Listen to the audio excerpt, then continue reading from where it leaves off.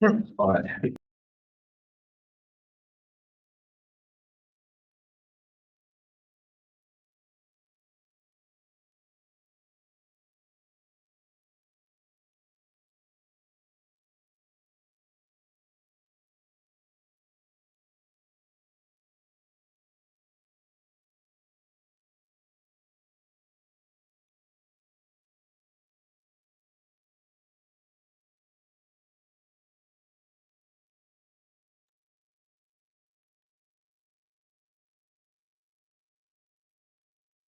Good afternoon, everyone, and maybe good morning for those who are in other continents. I have seen some of the message in the chat box. Am I coming through okay? Have you heard my voice clearly? If yes, probably yes, good, some response.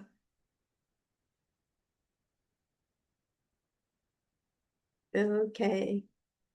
Now we have less than 20 students. I'm not sure, maybe we could wait a little while, about 5 more minutes.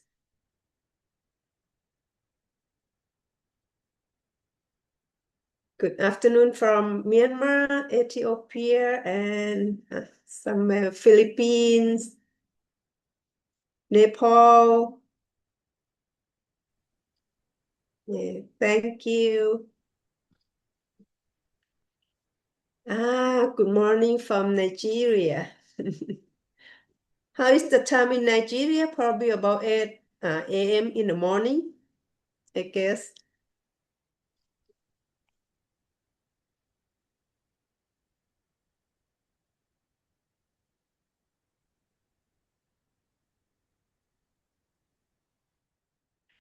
From yesterday, we have the pre-test, and I have seen some of probably of us who didn't do the pre-test yesterday. So this morning, I have seen a few more students did the pre-test.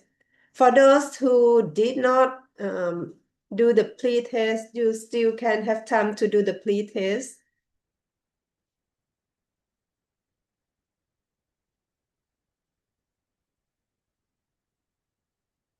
And today we will learn about the forest and climate change.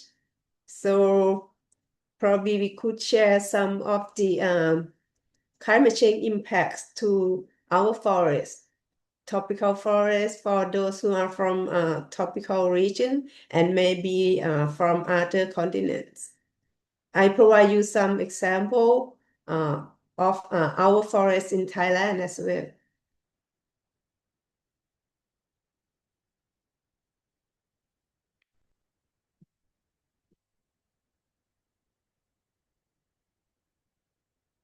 Okay, I think maybe we could start while we are waiting for other students. Hopefully, the newcomer could join us later on. I will share my presentation, and you could find it in your share drive as well.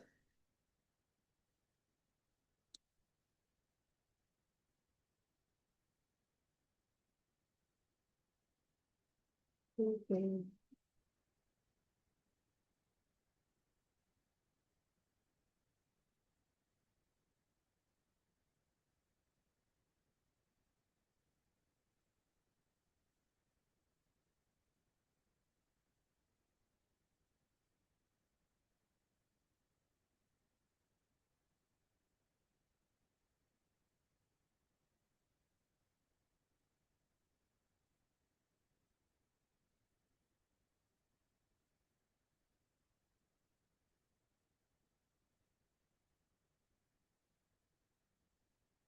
Okay. So today we have like 3 hours, but probably I have like 4 topics of in this class. So we're gonna learn about the forest ecosystem and climate change. So in this class, we will talk about 4 categories. So firstly, we look at the carbon sequestration and storage in forest ecosystem to compare the potential carbon sink or carbon sequestration in each forest type. And probably we could share our forests from different continents, for example, tropical forests compared to other forest type.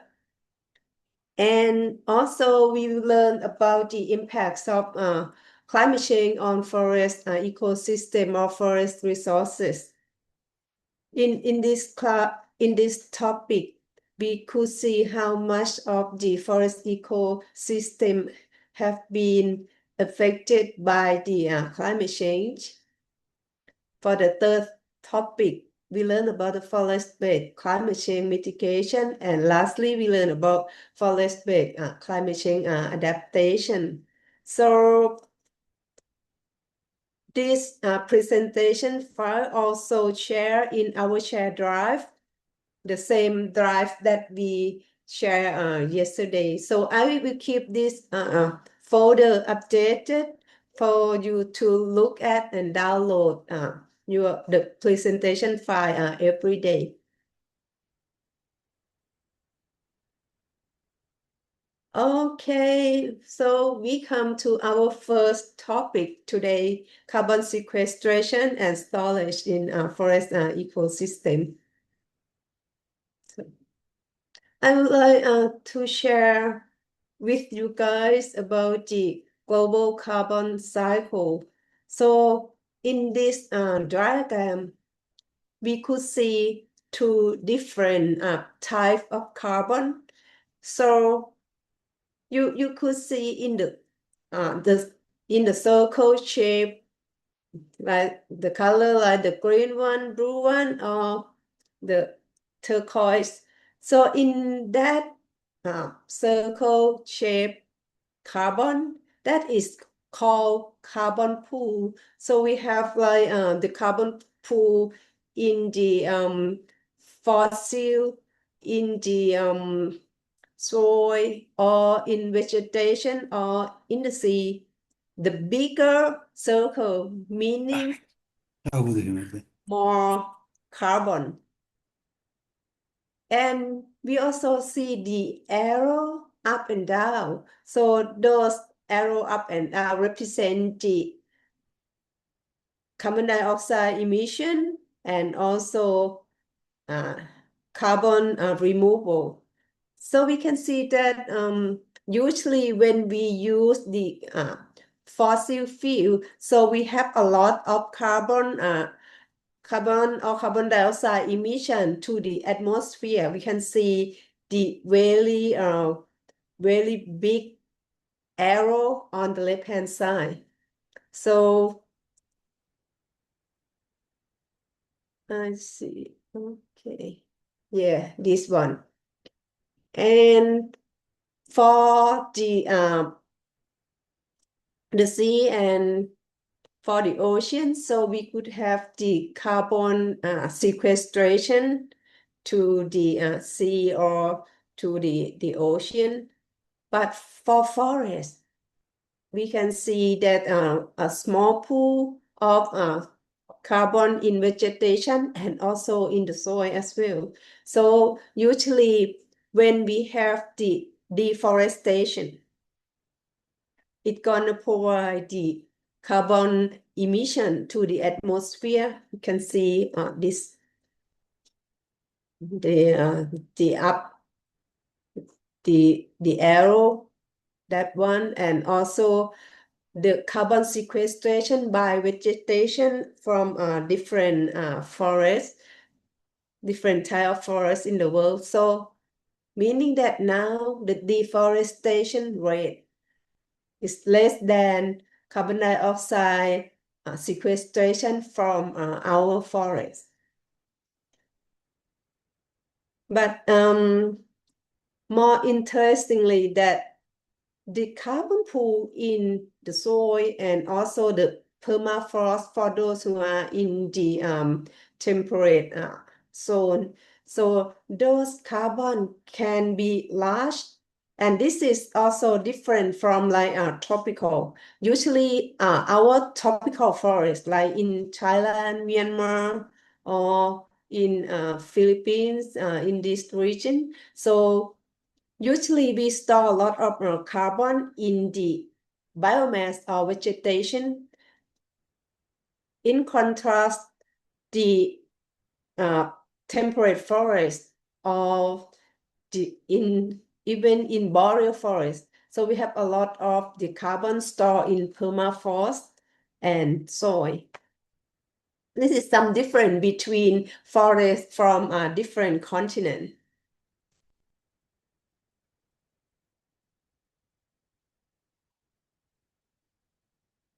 And you can see from this diagram is from the FAO report, telling us about the importance of the forest of the world. But usually the key importance of forest is the sink of carbon dioxide. So we could have like 296 gigaton carbon. That is from the report. Not only the importance as carbon sink, but also the importance as the habitat for biodiversity, and also the importance for environmental service, ecological services. This could sustain the livelihood and economic for community as well.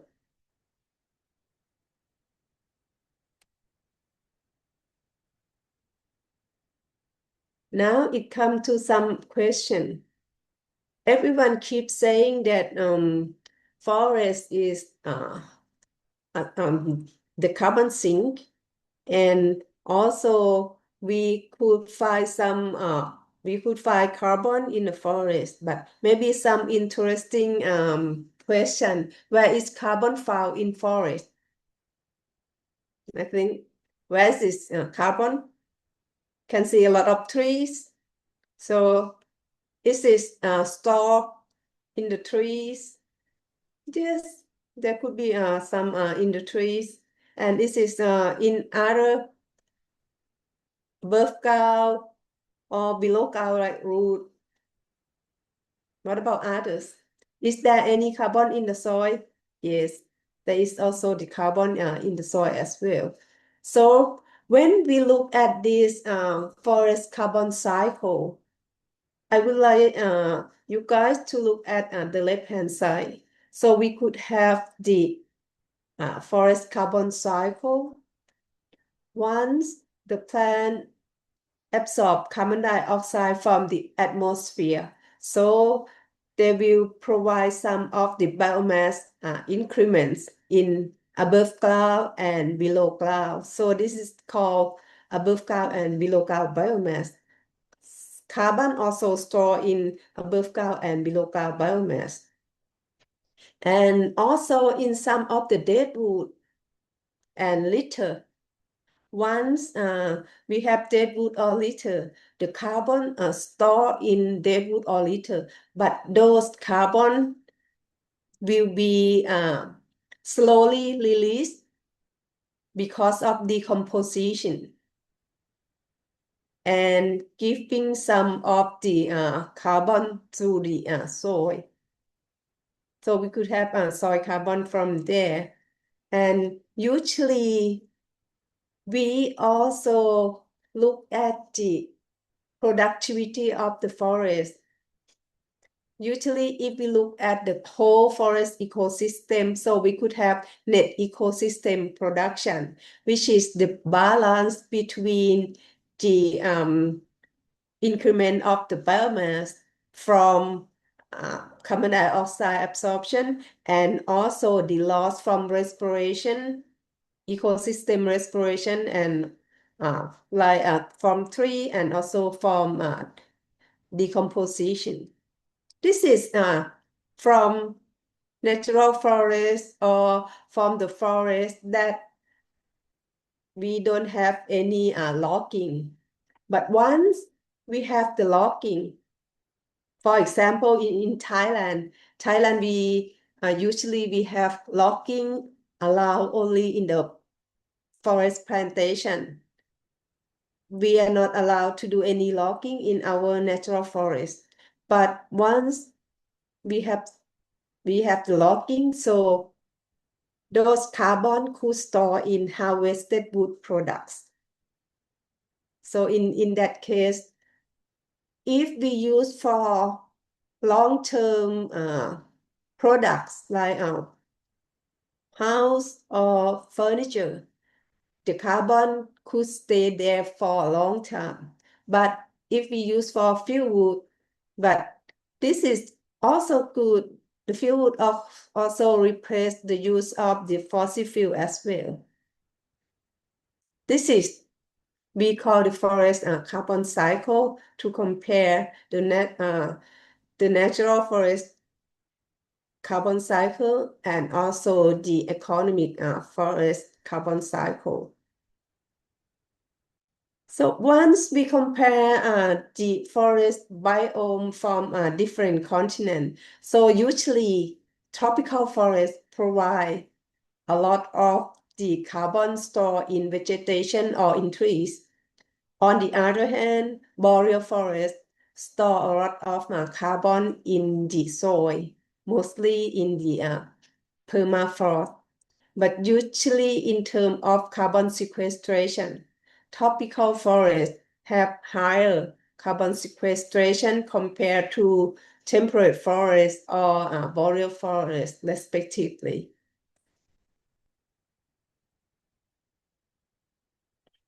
From that forest carbon cycle, so IPCC classified the forest carbon pools into 6 key pools. So firstly, above ground biomass, so the carbon stored in stem, bark, or leaf, and also below ground biomass, so we could find the carbon stored in root, dead wood, litter, and also soil organic carbon, so the carbon stored in soil. Like I mentioned before, once we have the logging from natural forest or from forest plantation, so we could have the 6 pool harvested wood product that store carbon as well.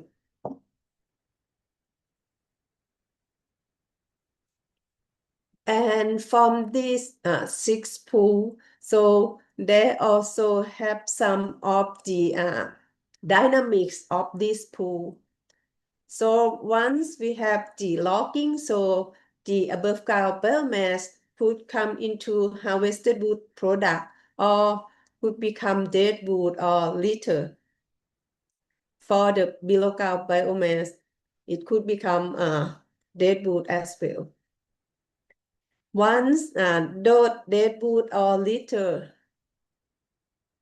decompose, they could provide some of the carbon return into the atmosphere and also gradually release to store in soil carbon. This is the dynamics of the carbon pools. In this case, we use a lot of this kind of the forest carbon pool dynamics. And when we do the national greenhouse gas inventory, we need to identify which pool that we report and also which pool that we do not report. We could choose. Maybe later on we could discuss this on forest carbon measurement and monitoring.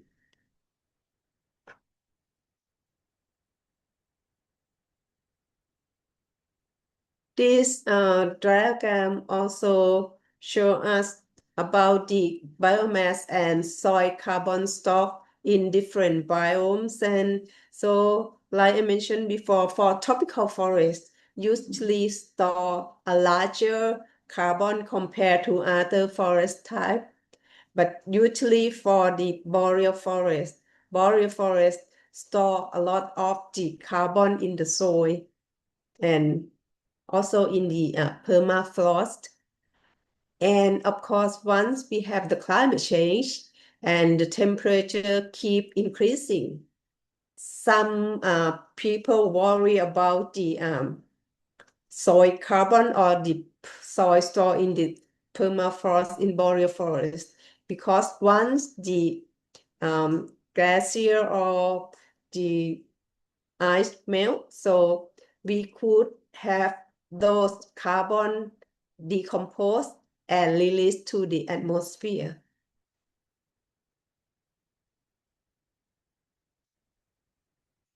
This is also show the biomass and soil carbon stock in different part of the world.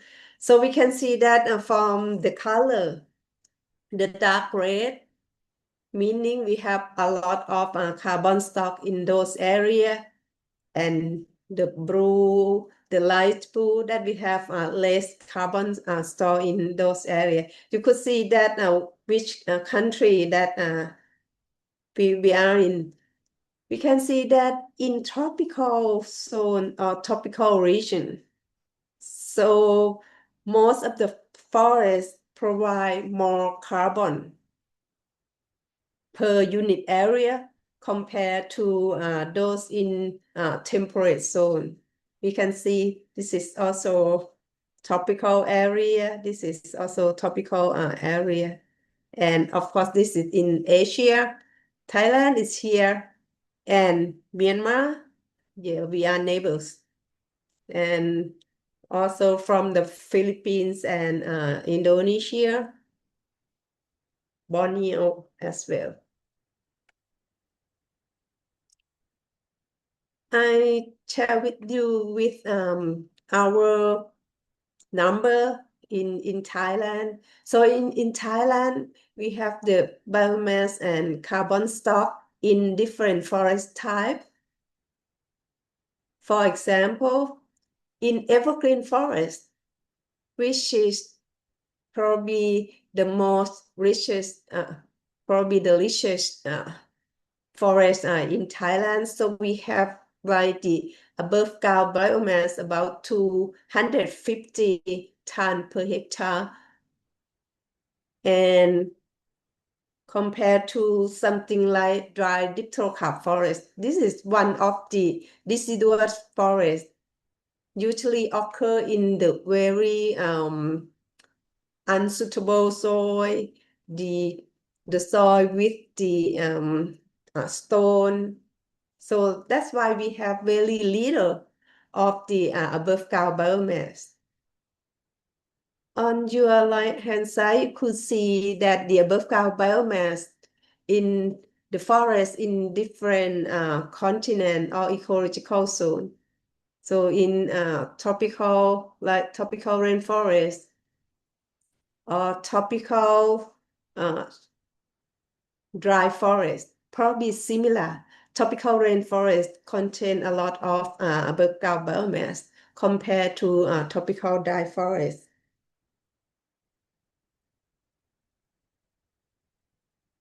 This is also the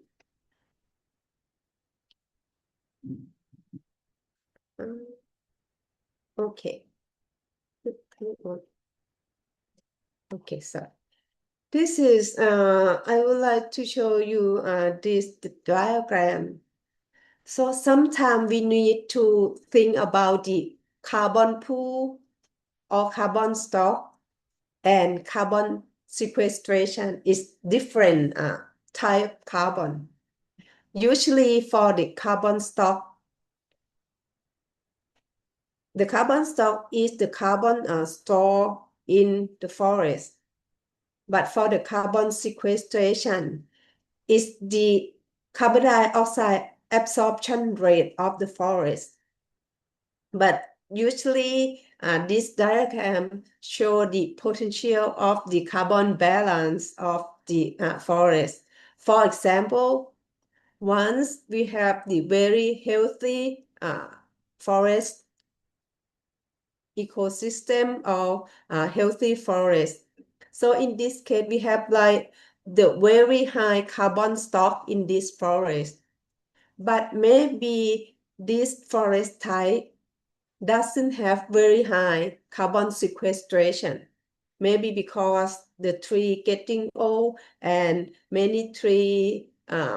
are many tree very dense canopy, so get less of the light. So the carbon, sometimes we could call situation as the uh, carbon neutrality. So the photosynthesis and respiration probably are equal to no more growth in this kind of the forest. Compared to secondary forest on the right-hand side or the planted forest, where we have very light carbon stock, but we could have a very fast-growing trees and high sequestration. That in this case, we could declare this forest type as the carbon sink and high potential of carbon sink because have a lot of tree growth from that forest type from tree regeneration. In the middle, degraded forest, a lot of decomposition, a lot of dead tree, and a lot of decomposition process. So this could contribute to the carbon dioxide emission, as well as the dry forest where we have a lot of fire occurring. Sometimes we have recurrent fire. So in this case, those forest ecosystem could become the carbon sink. I provide you some of the summary to this for forest carbon balance. So for the carbon source, it's more like the degraded forest with frequency fire occurring. For the carbon sink, so for example, of the secondary forest or forest plantation, so we have a higher carbon gain compared to carbon loss from the respiration.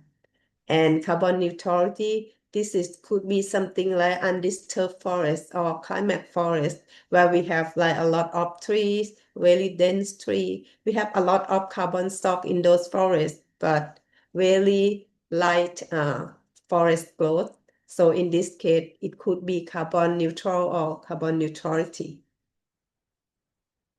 This is some example of the number in different type of forest for the biomass growth, above ground biomass growth. So we can see that the tropical rainforest could have a higher forest growth compared to other.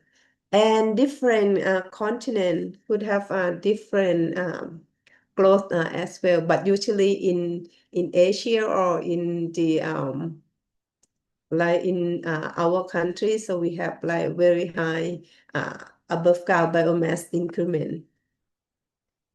On the left-hand side, this is the biomass increment in the forest in Thailand. So of course, the evergreen forest provide higher above ground biomass increment compared to other forests, like the other slide that I mentioned for the dry forest in Thailand.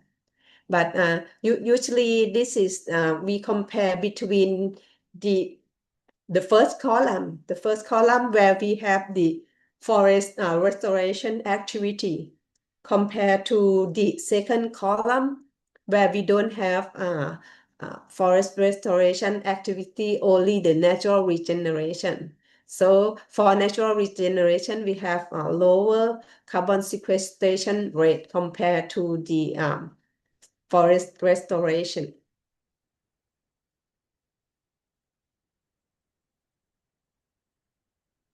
Now probably give you guys a little break. Anyone would like to share with us about the uh, situation in your country? I've seen some in forest burning. I see someone try to respond me. Sorry, I didn't check it. Anyone like to share? Maybe you could share probably by using your microphone, or maybe you can type in the chat box.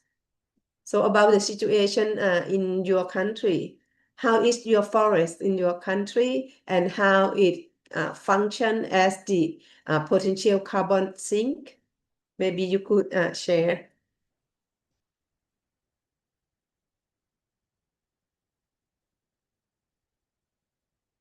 I think we are from a different uh, continent, and yeah, many of us are from Asia.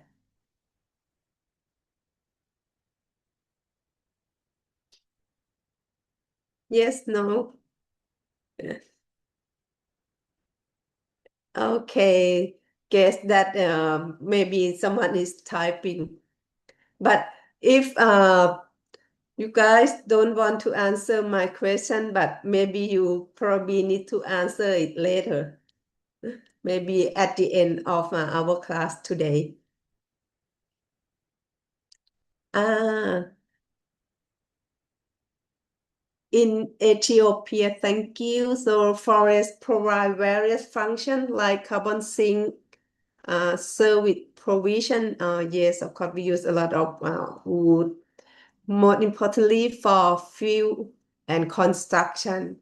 Yes, this is similar situation to in northern part of Thailand.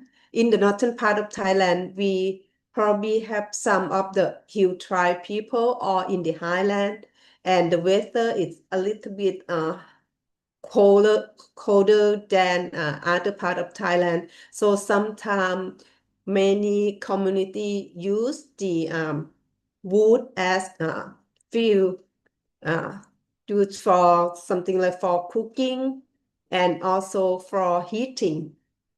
That is a similar situation. Is there any other?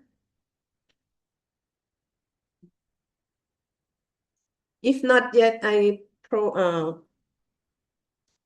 yeah, I see. Okay.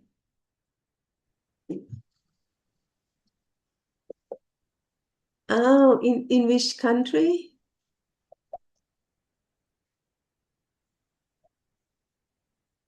Pakistan, yes. You have the afforestation and reforestation initiative program. So, that is billion tree tsunami program in Pakistan to increase forest cover.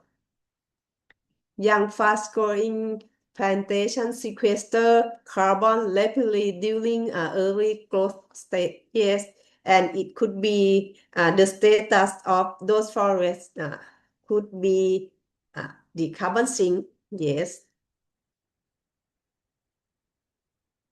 and if native species and proper site matching are used, carbon store is more stable and long-lasting.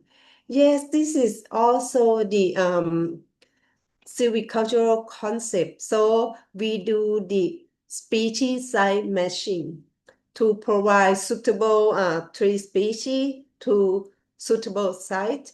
So in this case, we could gain more of the carbon from tree planting. This is a very good idea.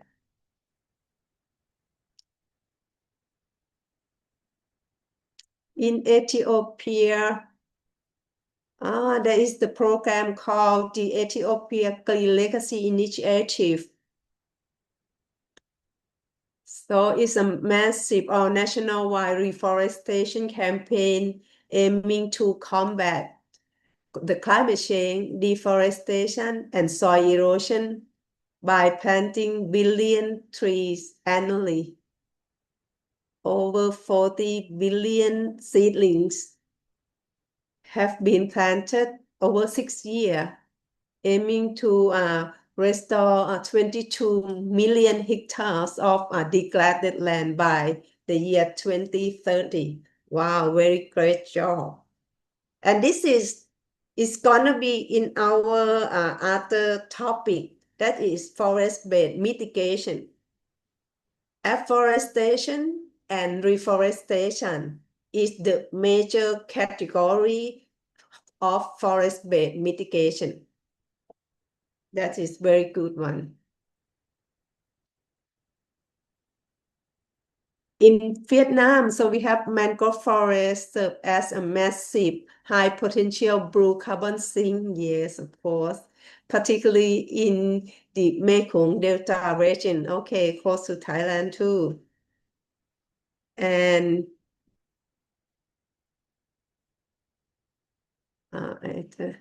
okay, the Biosphere Reserve in Ho Chi Minh City, where they sequester significant amount of carbon in soil and biomass. Yes.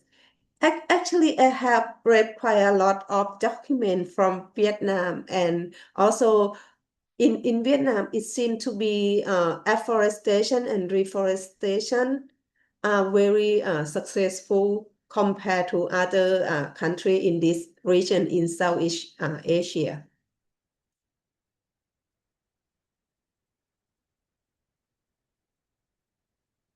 In Nigeria, have organizations that deal solely on agroforestry, where they train smallholder farmers, especially in northern Nigeria, on tree planting, thereby increasing the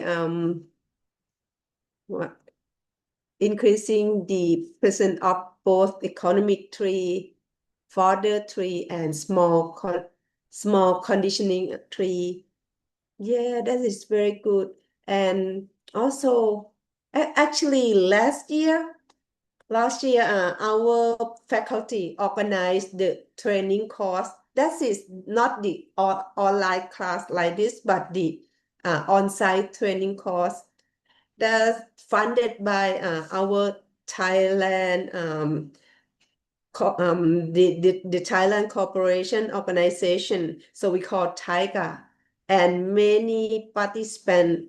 It's about 30 participants from different parts of the world. So we discussed quite a lot about the program in agroforestry and also the forest-based management for food security.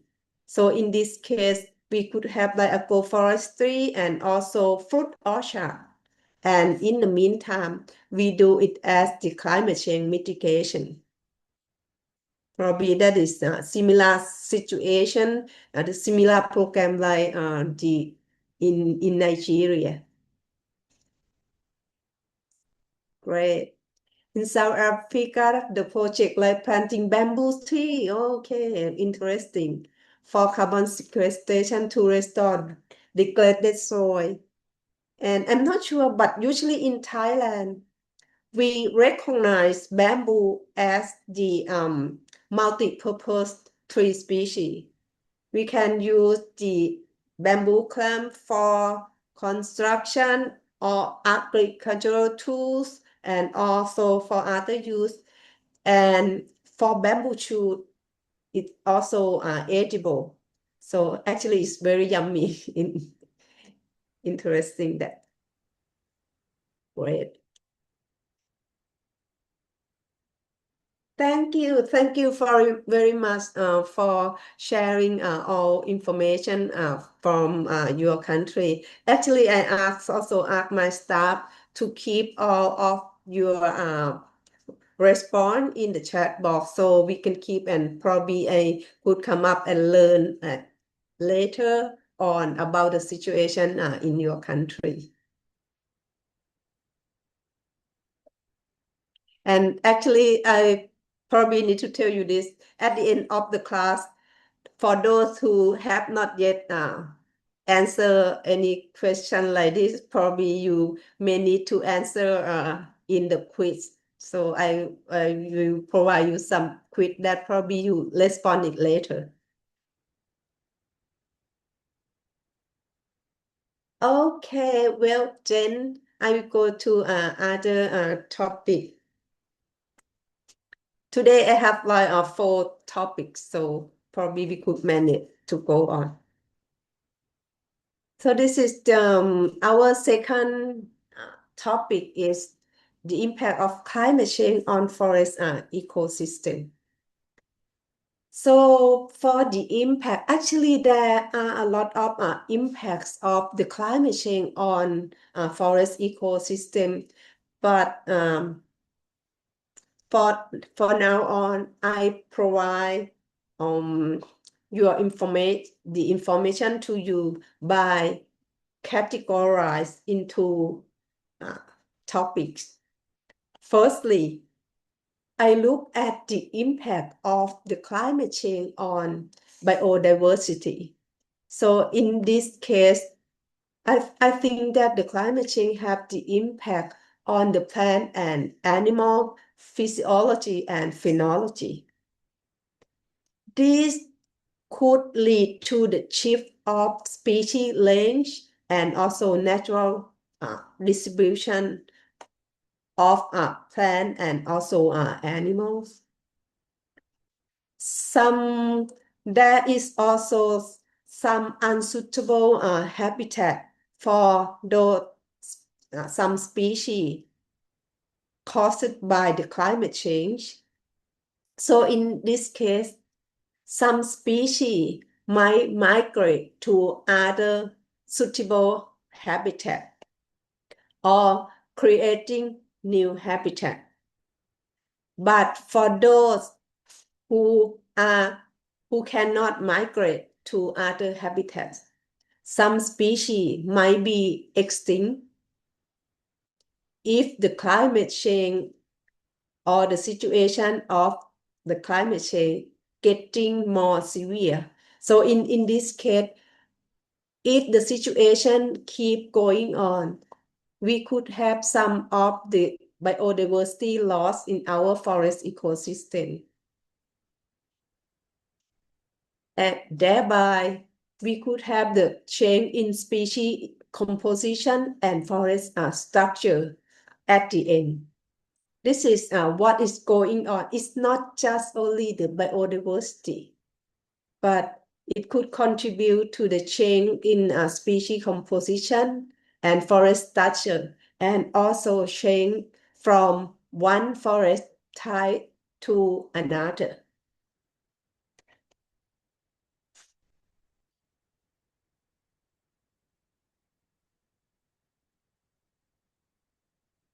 I provide you some of examples. So we usually focus very much on the species vulnerability. So in this case, some species might respond sensitively to the climate change. So some species might be at greatest risk for the climate change. For example, the rare, threatened, or endangered species, or some species that have very restricted range, for example, endemic species, or some species that have very poor dispersal. So in this case, it could limit the natural regeneration of those species. Some species that is in the mountain top or low-lying island.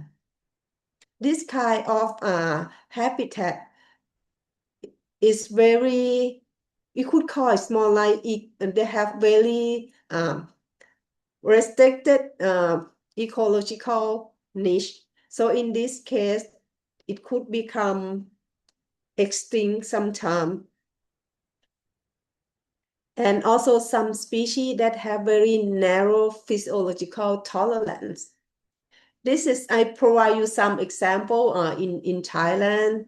So in Thailand, we have the wildlife sanctuary. So we call it Chiang Dao Wildlife Sanctuary. So this is in the high limestone mountain, and it it has been declared as the one of the UNESCO Biosphere Reserve since the year 2021. So how important in this area? This area is the limestone mountain. So we have like we could call it more like the very limited habitat for some species. So we could have a lot of endemic species in this area, plants and also animal. Once we have the climate change, these species could be extinct sometime if we don't have any adaptive management for those species. I think in some of your country may have the habitat or the area similar to this. And some other example probably in the island. So in those islands, sometimes we could have like the sea level rising, and we could have some of the extinction of some species. This slide, I provide you some information, some research of Thailand. So we have the modeling of the climate change impact on the forest type of Thailand. So you can see from the map, this is in northern Thailand. So we classify different forest type, but usually you could see that some of the dark green color, that it could be evergreen forest, and some of the it's more like yellow or light green, that is deciduous forest. And usually when we have the climate change scenario, so in the year 2080 or 2090, so we have less and less of the deciduous we have less and less of evergreen forest, but we have more of the deciduous forest. Because of the climate change caused the drought, prolonged drought, so some extinction of some species, and we also have some of the change of forest structure in that forest. So that's why the forest in the deciduous forest in northern Thailand, we have more area and decrease the area of evergreen forest. This is from our research. Similarly, we also have some of the similar research related to the climate change impact on species composition in Thailand. So this is a very, very good research. So we have like about 3,000 sampling plots in Thailand all over the country. So we have like the 10-year forest inventory. So from this information, we could identify that about 200 plant species will have that is from this research. We have like about 200 plant species in this research, and from this research we have some scenario of the climate change from the current one until like SSP5 85. This is probably the very tough climate change scenario. So in this case, what we can see that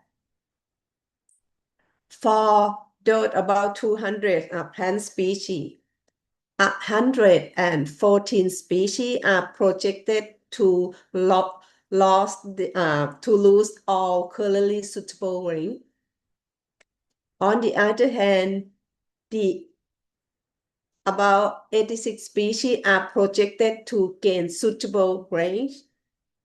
When we look at the number, I think it's not too bad. That about 100 something species losing their suitable habitat, but about 80 species gaining the suitable habitat. Not much different. But when we look at the species into details, we could find that usually the pioneer species could gain more suitable range, meaning that most of our important species or our dominant tree species in the climate stage of the forest lose their currently suitable range, but pioneer species could gain more of the suitable habitat or suitable range. This is very interesting. So we could imply that probably in the future, if the situation keep happening like this, so our forest could become poor forest with some of pioneer species. We could lose some of the dominant species or some economic important species. This is very interesting research. So apart from the impact of the climate change on biodiversity, I also bring to you about the impacts of climate change on ecosystem disturbance. We look at this way. So now, usually for the ecosystem disturbance, I focus mainly on 3 categories. Firstly, the insect pests, and also secondly, the severe weather event or extreme weather event like drought or flood, and also forest fire. But usually the climate change could influence the forest growth and productivity directly due to the change in atmospheric carbon dioxide in the atmosphere, and also directly to the complex interaction in forest ecosystem.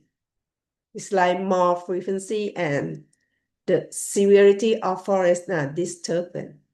At the end, the spread of invasive species, slow regeneration for some species, and change of species decomposition, thereby increasing the changing of the forest type, like I mentioned before. So now we could look at the insect pests, but usually the climate change could induce more of the multiple regeneration of those insect pests. We could see that for the climate change, we could have something like increasing temperature, change of the seasonal temperature.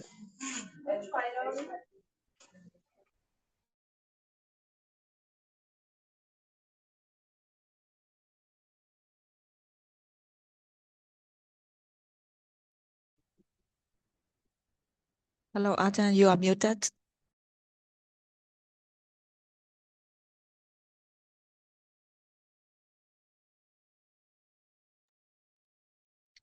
Hello, Ajahn, we can hear you.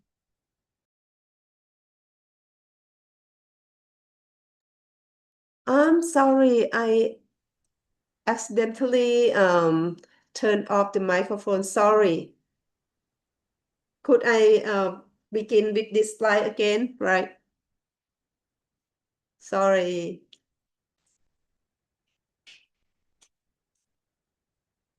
Okay, we talking about the impact on ecosystem, forest ecosystem from ecosystem disturbance from insect pests. So usually when we have the climate change, so we could have something like the increasing temperature, the change in seasonal temperature, and also change in rainfall pattern, or the occurrence of extreme weather event, or the storm, prolonged drought, the severe drought that could happen. So this could bring to the multiple regeneration of insect pests, or sometimes it could reduce the regeneration time, usually for the life cycle of those insect pests. Usually it's very short. Some species could have like 1 month, 2 months, or less than that. So usually once when we have the climate change situation, those species could adapt very well and quickly because of the short life cycle. So that's why when we have the climate change, we could have like the spread out of the insect pests, and usually the population can rapidly build up in response to increased food supply. And the other thing is the host, for example, our tree or our forest could become weaker from the climate change. So that's why it's very prone to the insect pest damage. That is the situation that could happen. This is some of information from the United Kingdom Forest Insect Pest under climate change. So in that report, they have a lot of the insect pest that list for the list of increasing damage and the level of the damage because of the climate change, and also provide some of the host species.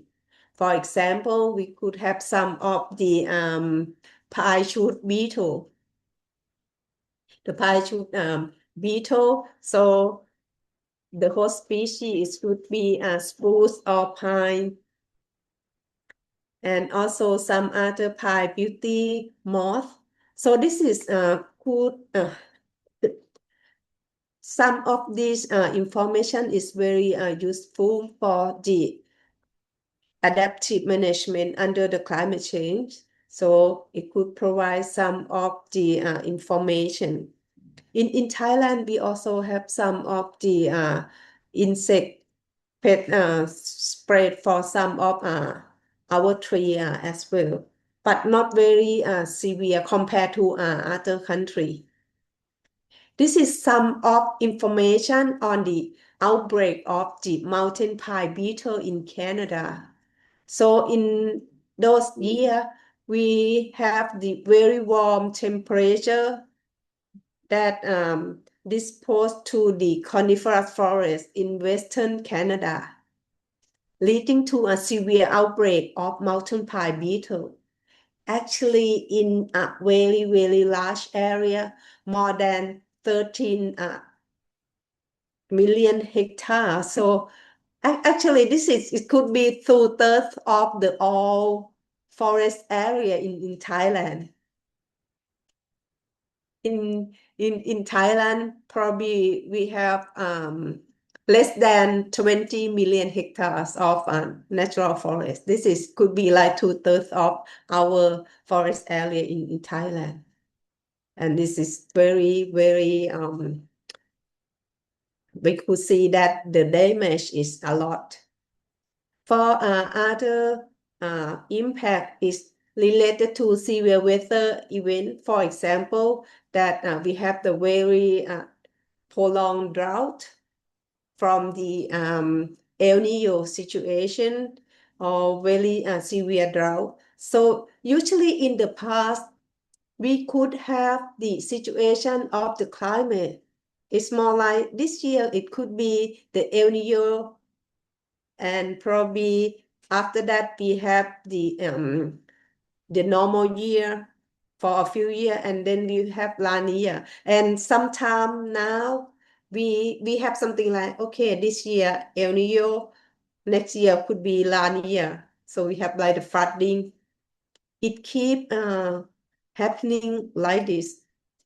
So what happened is the situation is getting very tough, and we don't even have the very suitable weather in each year. For example, sometime in Thailand, we have some of the drought, the severe drought in some part of the country. In the meantime, we also have some flooding in the other part of Thailand as well, the same year. This is some of the impact from the severe drought that caused the forest die back in some country. This is in southern, the south, oh, sorry, in the south of Western Australia, we have the forest die back in the large area. And the other photo is the dieback of yellow cedar in Alaska, USA. I provide some link that maybe you guys would like to read more information on that. This is also the really surprising situation. The severe drought caused the forest dieback in mangrove area. So mangrove forest in Australia. So this is, it could be like this severe drought caused the death of about 40 million mangrove trees in the year 2016. This is caused by the extreme drop in sea level and also very severe El Nino event. And again, I provide some information in the link if you like to read more of into detail. And this is back to our Thailand in the year 2016. In that year, we have the very, very severe El Nino event in Thailand. So this is the eucalyptus plantation. Usually eucalyptus it seems to be very drought tolerant species. It could grow in any kind of the planting site. So this is happen in our eucalyptus plantation in our station. Our faculty also have the research and student training station. This is in the northeastern part of Thailand. We can see that a lot of tree drying. On the same year, we also have the dieback of the teak plantation of the Forest Industry Organization in northern Thailand. Usually in Thailand, we have the FIO or Forest Industry Organization, which is the state enterprise. They also do forest plantation, particularly teak plantation.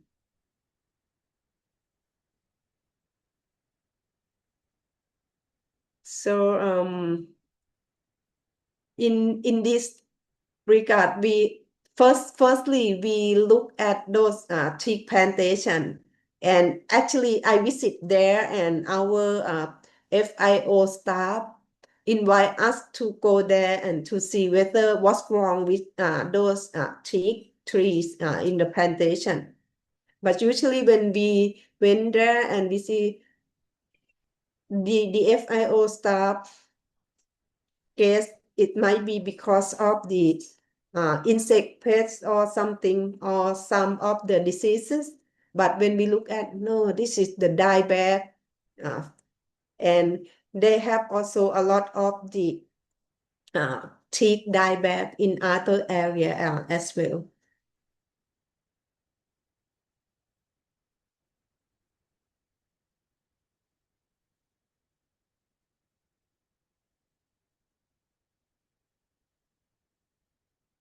This is my research that my PhD research student. So this is related to the strong drought event on the leaf phenology of our native tea species in dry dipterocarp forest. Usually this is the dry forest. So into the same year, in the year 2016, so we have the very severe drought. So I look at 4 dominant species of the dry dipterocarp forest. So what happened was those 3 species flushed their leaf earlier, and also the leaf expansion of those 3 species later, about 1.5 months later. So we could say that the leafless period takes longer in that year because of the severe drought, but only 1 species. This is the species on the bottom one. That one is seem to be tolerant to the drought. So the first leaf expansion seemed to be early compared to other species. This is very interesting result from my research as well.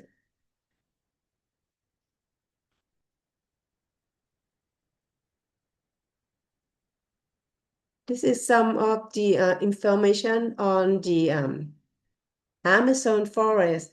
So the drought and heat stress by the climate change threaten the health of the Amazon rainforest.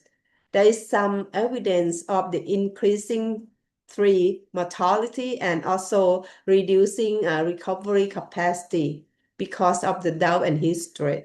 So, and the area is expanding, seem to be expanding to a larger area. So this is some of the information on the Amazon forest.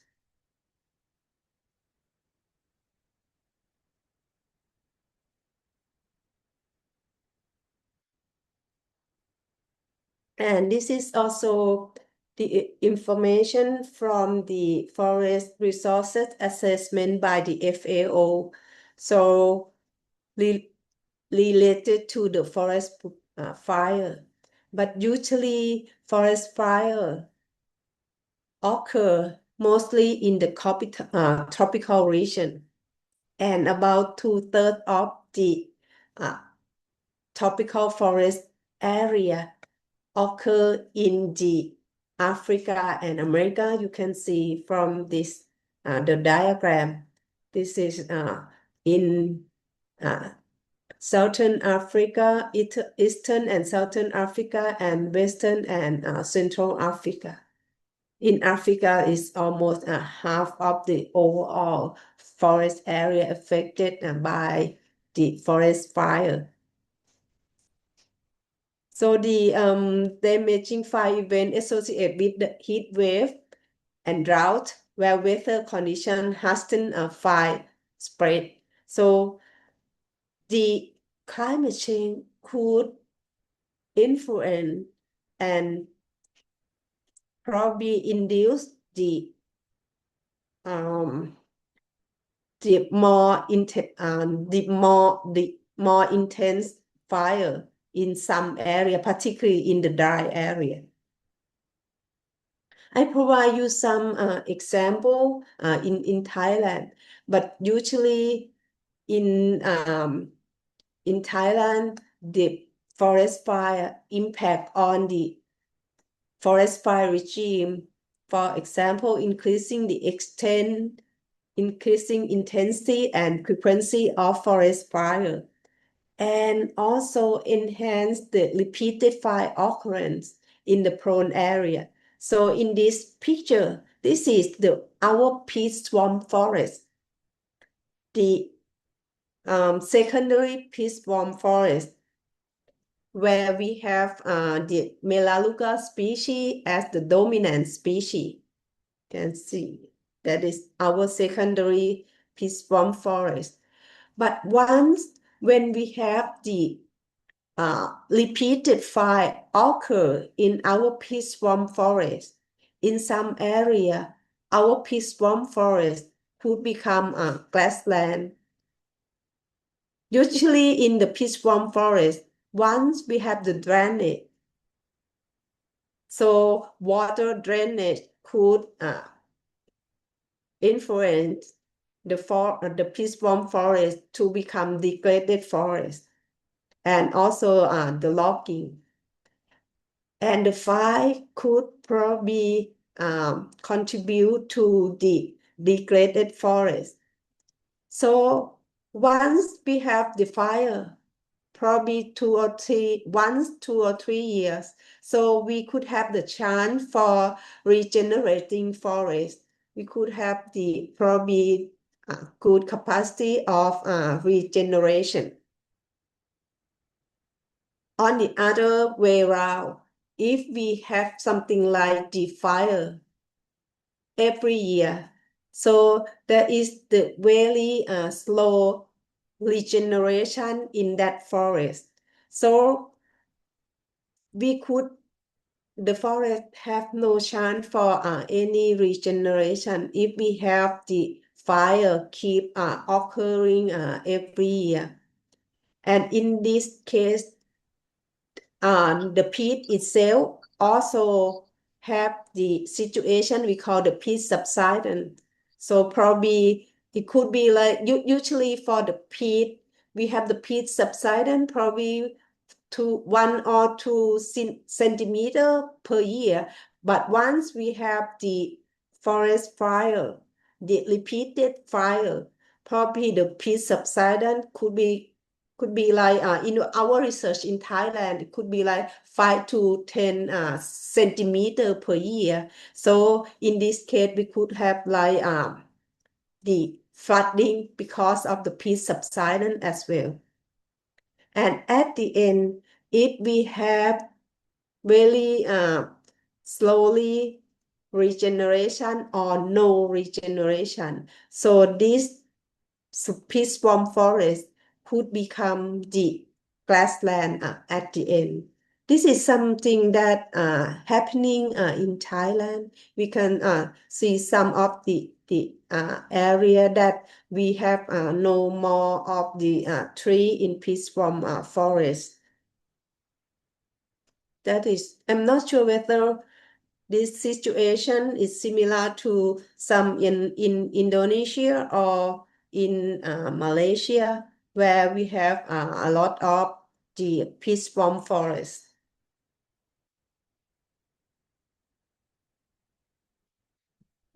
So when it comes to this slide, I would like to draw you guys to the conclusion of the impact of the climate change on forest ecosystem.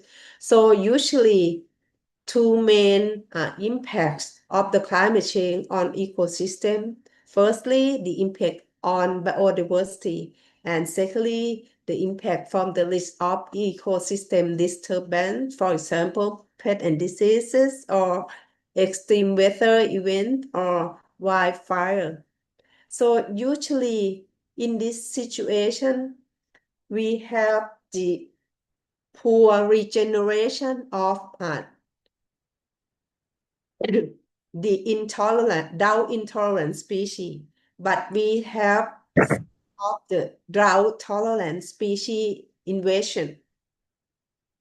And in some area where we have the very dry in very dry area, we have the repeated fire occurrence. So the grassland could replace the dry forest.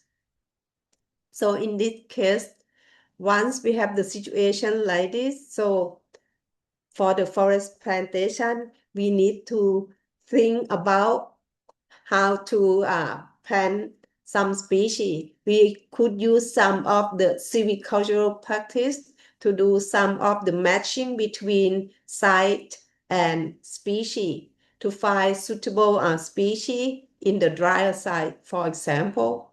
And in this case, we could have more of the forest fire, we could have more of the insect pests and diseases infestation. So this is the situation in our future forest.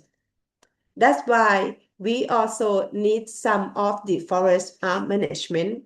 So after this class, later on, I will provide you about the silvicultural management. For example, like adaptive silviculture to probably to cope with the climate change situation and to provide some of the forest adaptation.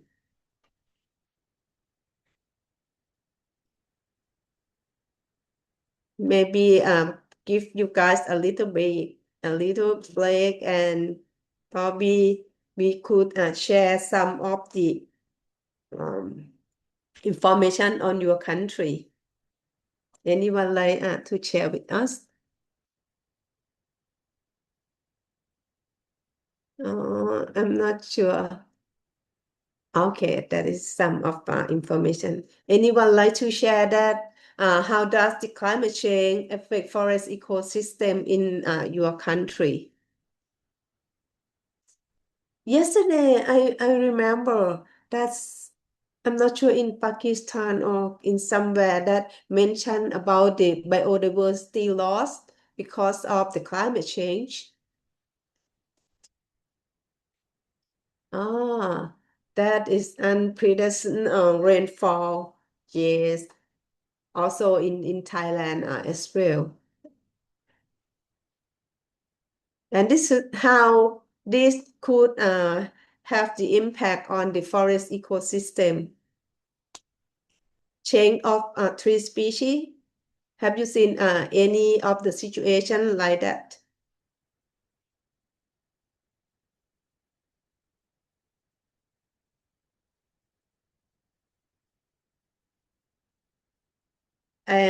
I guess that someone might be typing something to respond to this question.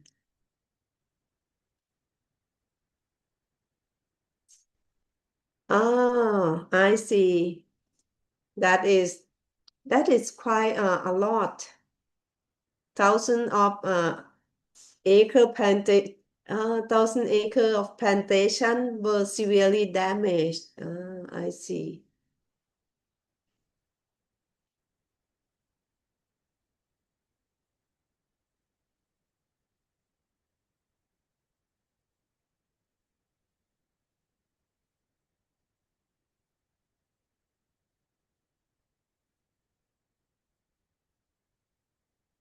Also, the new plantation around the road and canal were also damaged. I see. That is quite interesting as well.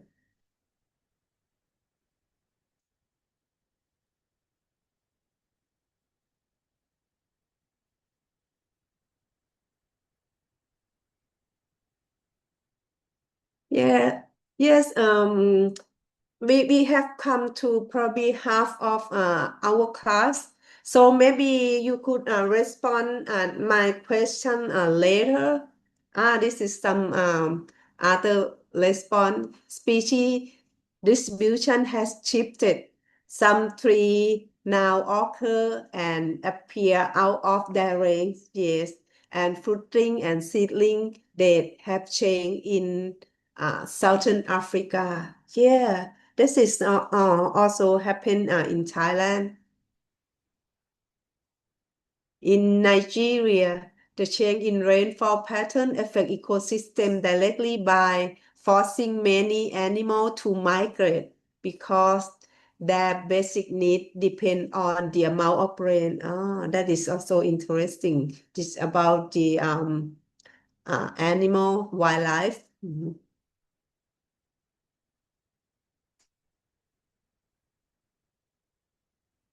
Uh, so I keep it this way. Anyone like to type any response? Please feel free to do so. So probably we could have like 10 to 15 minutes break. And I probably be back again probably by 4 no 30 about 4:35 uh Bangkok time. About 15 minutes break, okay?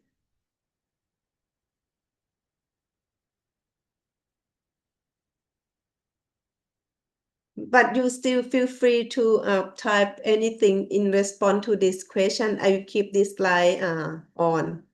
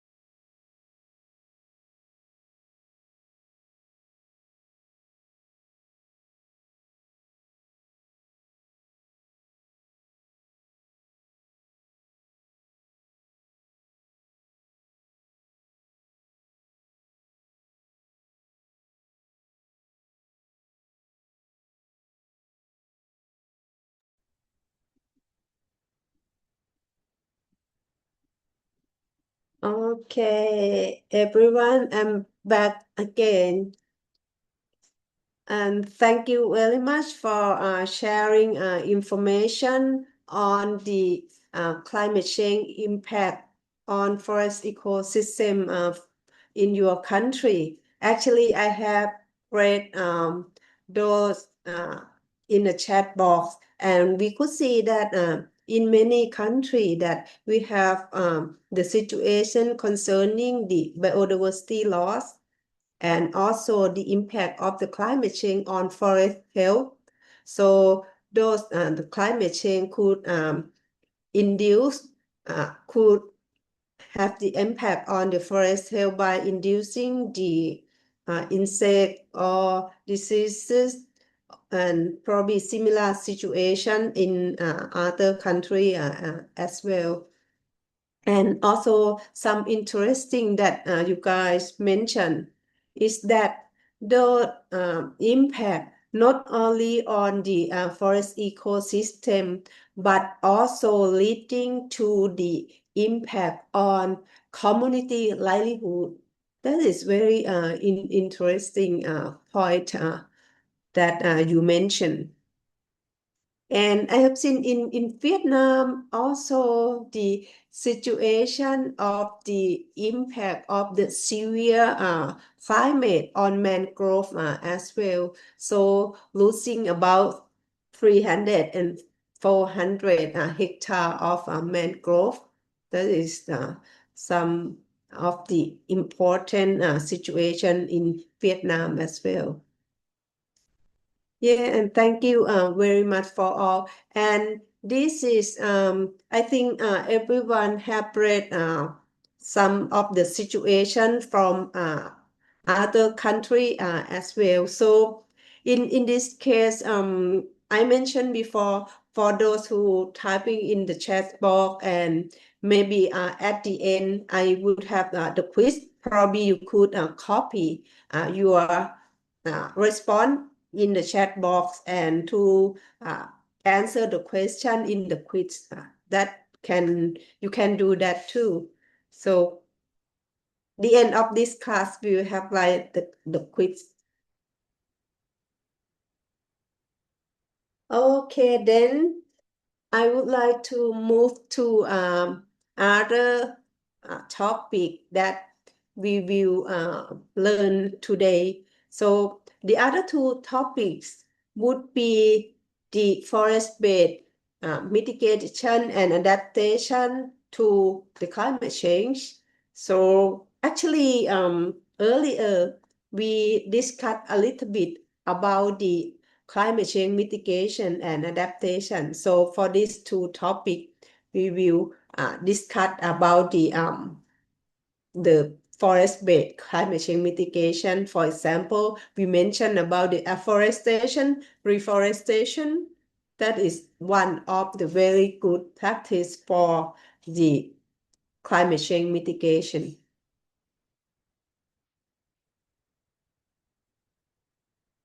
Okay, now we come to our third topic on forest-based mitigation to climate change. But usually for the term of the climate change mitigation, the IPCC has defined the climate change mitigation that the activity that involve action that reduce the rate of the climate change, and the action is achieved by limiting or preventing greenhouse gas emission and enhancing activity that remove this gas from the atmosphere. So from this definition, I could categorize the climate change mitigation into three key categories. The first one is reducing or avoiding greenhouse gas emission. Secondly, enhancing carbon sequestration, mainly from forests.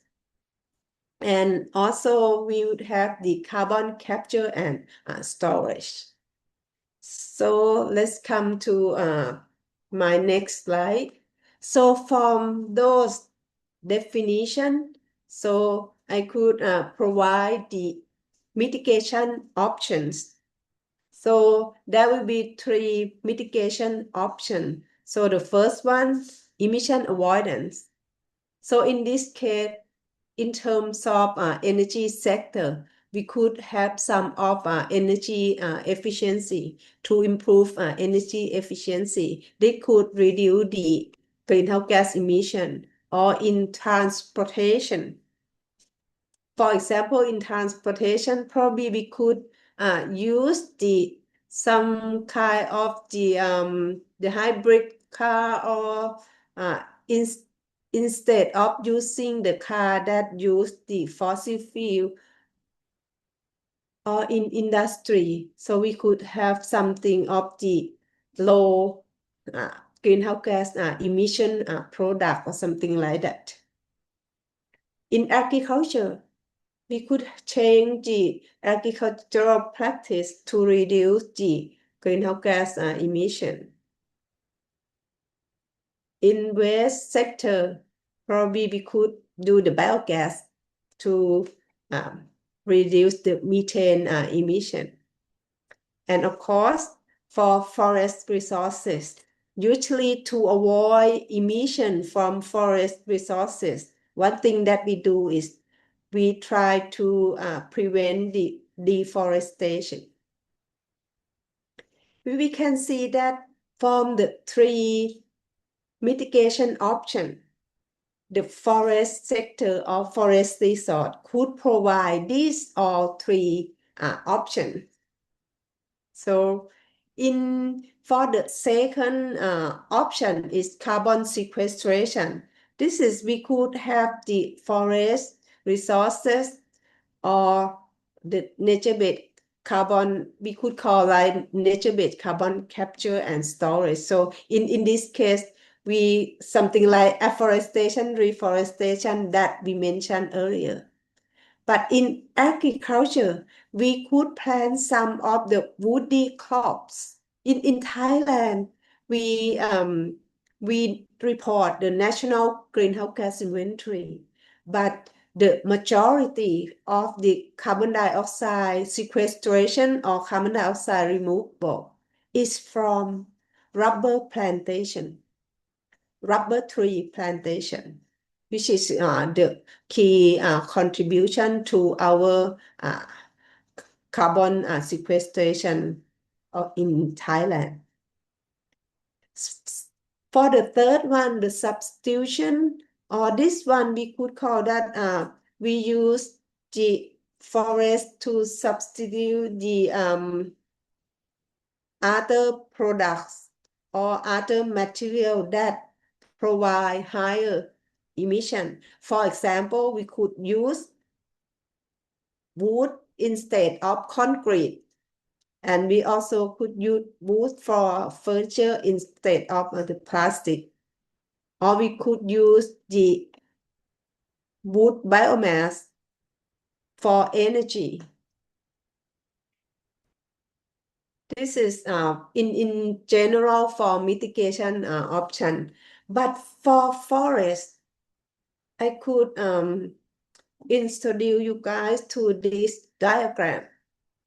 Usually for forest-based mitigation option, what we need to do is to minimize the greenhouse gas emission to the atmosphere from forest and other sector or other land use as well. We don't only focus on the forest ecosystem, but we also look at the other sector as well. And we also have to maximize the forest carbon stock in the forest ecosystem. So to do this, the idea is we need to minimize the greenhouse gas emission from other sector by using the wood biomass as the energy, or to use the harvested wood products instead of using concrete or steel or plastic. So in this case, sometimes there might be some of the misunderstanding. Some people mention that if we would like to have a lot of carbon sequestration or carbon storage in forest, we don't use any other wood products because we want to keep it in the forest. In this case, it's not correct, but usually if we don't use any wood, we need to use other material that could provide more of the greenhouse gas emission. For example, I mentioned earlier, if you don't use wood for construction, you may need to use concrete or steel. Those two materials provide higher greenhouse gas emission. But we need to do sustainable forest management, so we can harvest the wood in sustainable way. Usually the idea is we harvest wood not more than the increment of the forest. In this case, we could have the sustained productivity of the wood, or if we do the cutting, selection cutting or clear cutting. So in that case, we need to replant again. So we could have new plants to sequester carbon dioxide from the atmosphere. That is the idea for forest-based mitigation option. Not just only conserve our forest ecosystem, we need to do some other management to our forest as well. So for this forest-based mitigation option, I provide you with the 3 main option, and in each option we could have some of the several mitigation option. So now we come to our first key category, the emission avoidance. So in this case, we have reduction emission from deforestation. I think all the country need to do this. So usually when we look at the deforestation is the permanent conversion of land from forest to non-forest. Usually, once we have the deforestation situation, it not just only tree removed, but usually it could have some impact on the ecological services from forest as well. This you can see from this is the picture is the situation in Thailand, in the northern part of Thailand. Usually we have forest conversion to free crop production, for example, maize or cassava. Particularly, you look at the picture in the left hand side, could see some of the soil erosion. This is the situation where we convert natural forest to the field crop like cassava, and this is on the highland. So we have the very steep slope. So one, we don't have any forest cover the area, so we could have the soil erosion, the severe soil erosion like this. But usually in Thailand, the forest conversion is the main driver of the forest conversion is to industrial or small scale crop production. That is quite very common in Thailand, and maybe some of the small area, the forests have been converted to something like the tourist spot, something like the resort for tourists or something like that. This is some information showing that this is at the global scale. You can see that the major driver of the forest conversion is cattle. That's the dark blue color is cattle. Can see from the year 2001 up to 2015, we could have a lot of the forest land converted to the cattle area. We could have some of the oil palm, maybe in many countries, also in Thailand, in the southern part of Thailand as well, where we have the very high rainfall. So that is favor to oil palm plantation. Probably similar to Indonesia and also in Malaysia. So this is when we look at the right hand side, that is the forest area replaced by cattle in some country. But usually we have like in Brazil, where we have the Amazon rainforest. So some of the forests have been converted to the cattle area.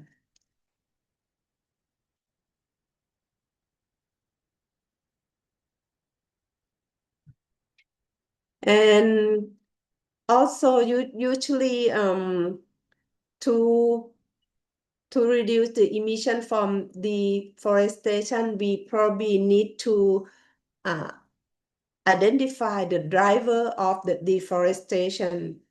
It could be direct or indirect driver for deforestation. But how to do that? We need to focus on the reducing area of the forest that are actually clear. So usually we need to intensify the crop production per unit area and also improve pasture to delete demand for land. So one community or smallholder could earn more money or more income from smaller land, so they don't need more land to convert that to the production land. So usually why we try to stop the deforestation. In the meantime, we need to support the community that live around the forest area to enhance their livelihood and income. So they don't want to rely on the forest anymore. So they don't need the forest land anymore. This is something that we could do about the reducing emission from deforestation. Secondly, so we could have the reducing emission from forest degradation. But usually the major driver of forest degradation include the illegal logging, over extraction, or the introduction of livestock in the forest, and also some of the damage by fire. But usually in Thailand, the situation now, we have some of illegal logging, not the forest conversion, but illegal logging. Usually some of the valuable timber that is demanded by the market. So in that case, there are also some of the case for illegal logging. For example, in Thailand, we have the rosewood that is very demanding timber, particularly for overseas market. So that's why we still have illegal logging. But once we have illegal logging around the area, the forest might become degraded. So in this case, we also have the emission of greenhouse gas from forest degradation.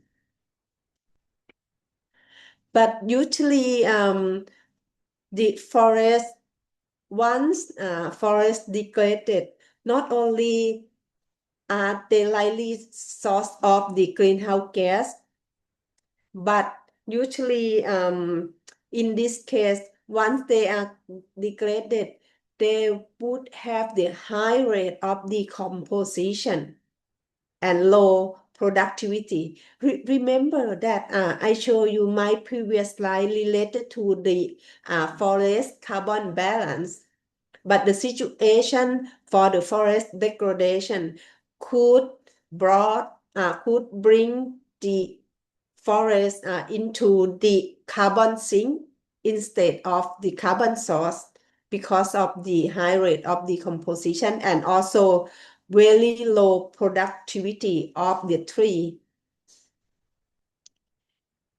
And not just only the carbon sink, but those forests might be more sensitive to drought and other disturbance like pests and diseases because those trees might become weak and probably favor to pests and diseases.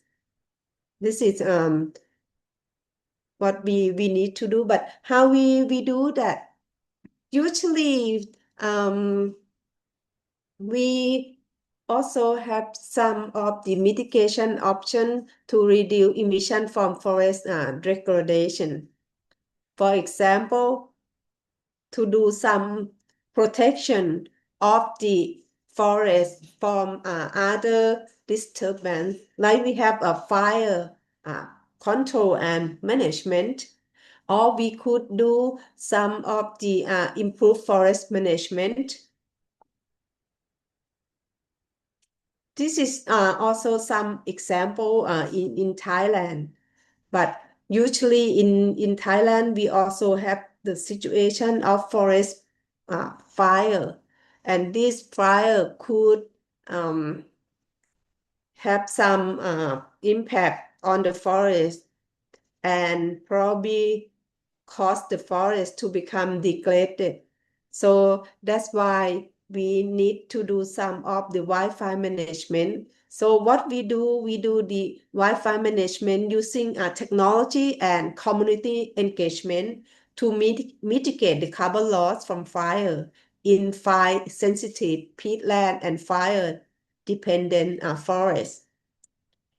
We could do by do the forestlet mapping to mitigate carbon loss from fire, establishing early warning system for wildfire control and management in vulnerable area, and also do the capacity building in community fire patrol. So usually, I think tomorrow we would have Dr. Michael to provide the lecture related to the landscape management. And the day after, we will have Dr. Gopsak, who is our fire expert. He probably provide you some of the forest fire control and management under the climate change situation. So please be focus on the forest fire on that class. So 3 hours. So we will learn about the forest fire control and management under the climate change situation.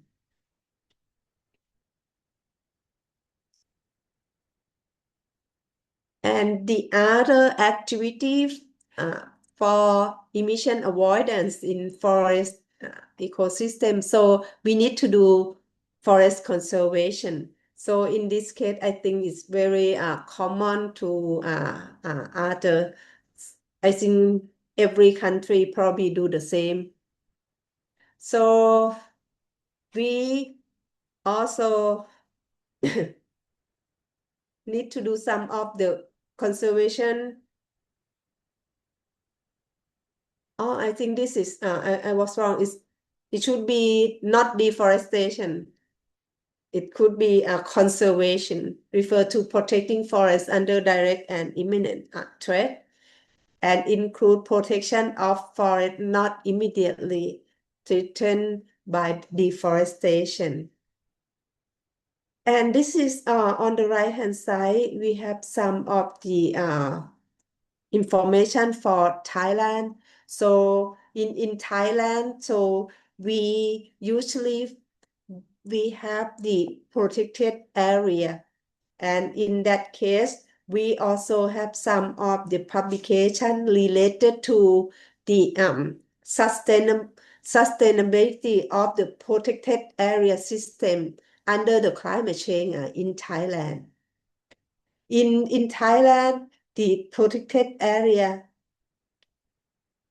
has categorized into 6 types. So we have national parks, we have wildlife sanctuary, we have a non-hunting area, we have forest park, we have a botanical garden, and lastly, we have arboretum.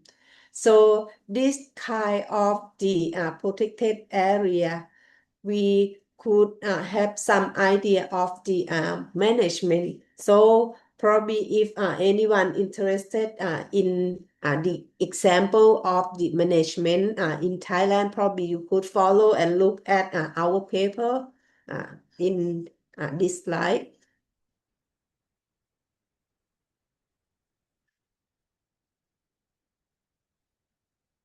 So now we come to the second option for forest-based mitigation. So about sequestration.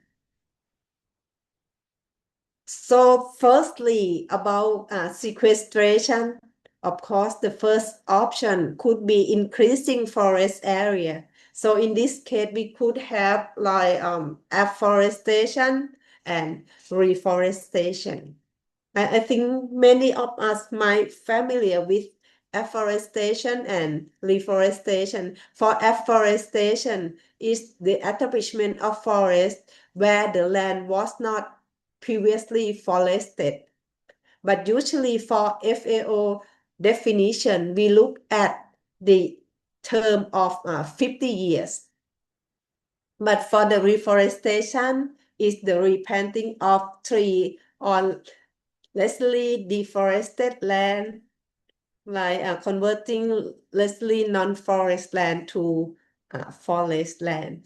So usually in Thailand, I provide you some example in Thailand. We have some of the strategy to increase the forest area. So we have the ecosystem enhancement for forest expansion, for conservation and economic forest, and green space in urban and rural area. So we have the target to reach the net removal of the carbon dioxide 120 million ton carbon dioxide per year in the year 2037, just before the goal of the carbon neutrality. So why 120 million ton of carbon dioxide? That is the target that Thailand setting.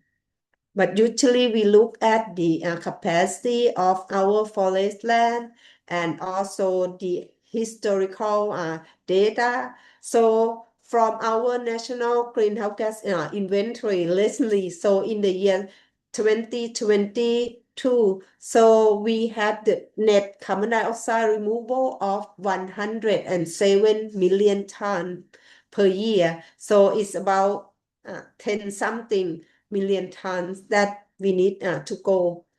So our strategy on this to increase forest area by amending regulation to diminish obstacle to forest investment. In Thailand, not much of the private investment on forest plantation, because we also find that there are also some of the law and regulation that could be the obstacle of the forest investment. So that's why we propose to revise the law and regulation. So we also focus on the tree outside forest. To do this, we try to find some initiative for private sector to invest on the land for forest plantation or things like that by using some of the economic incentive or some of the financial instruments. And lastly, we also promoting the forest landscape restoration. In this case, we focus on particularly on the watershed area by using the landscape approach. So the focus is not only to restore the forest for increasing the carbon dioxide removal or sequestration, but also to improve livelihood of the local people. That is the target that Thailand set. Secondly, we need to promote the sustainable forest management. So to do this, usually we probably need to improve the technical capacity for forest management. So we probably need, now we try to encourage in Thailand, we encourage the private sector or the state enterprise that own the forest plantation to use the sustainable forest management standard. For example, FSC or PFC, I think many other countries also use that. And also improve the forestry technique. In some country that still have logging from natural forest, we also need to use the reduced impact logging to reduce the emission from forest logging. And also encourage and support the development of the more efficient forest management.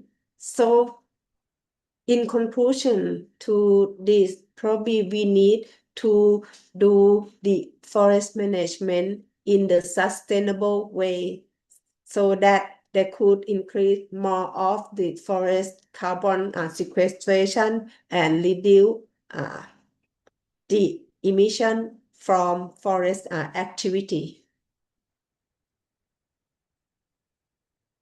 This is some example of the sustainable forest management standard that I mentioned earlier. For example, FSC, PEFC. So in this case, I think many countries also do some of forest management according to those standards.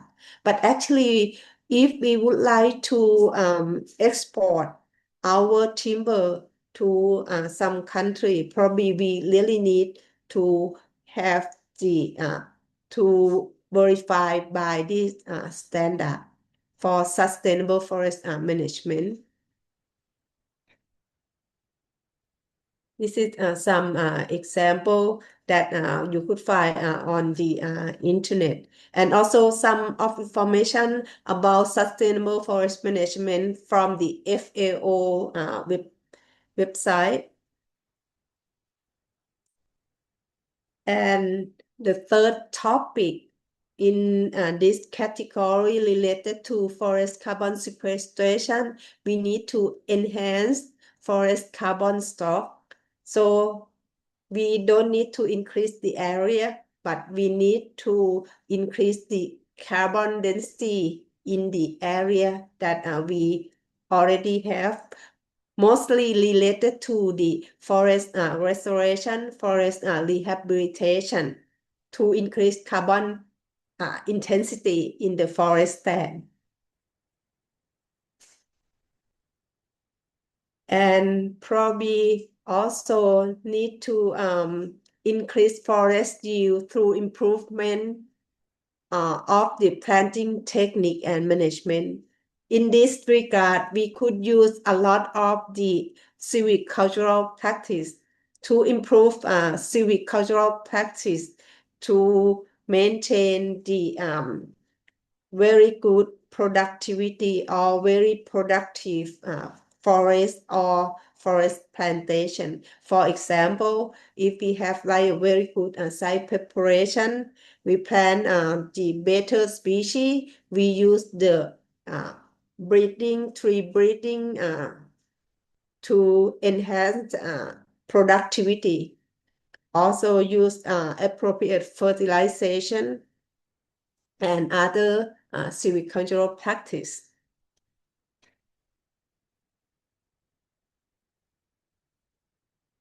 Apart from that, we also need to enhance the forest carbon stock through the landscape level.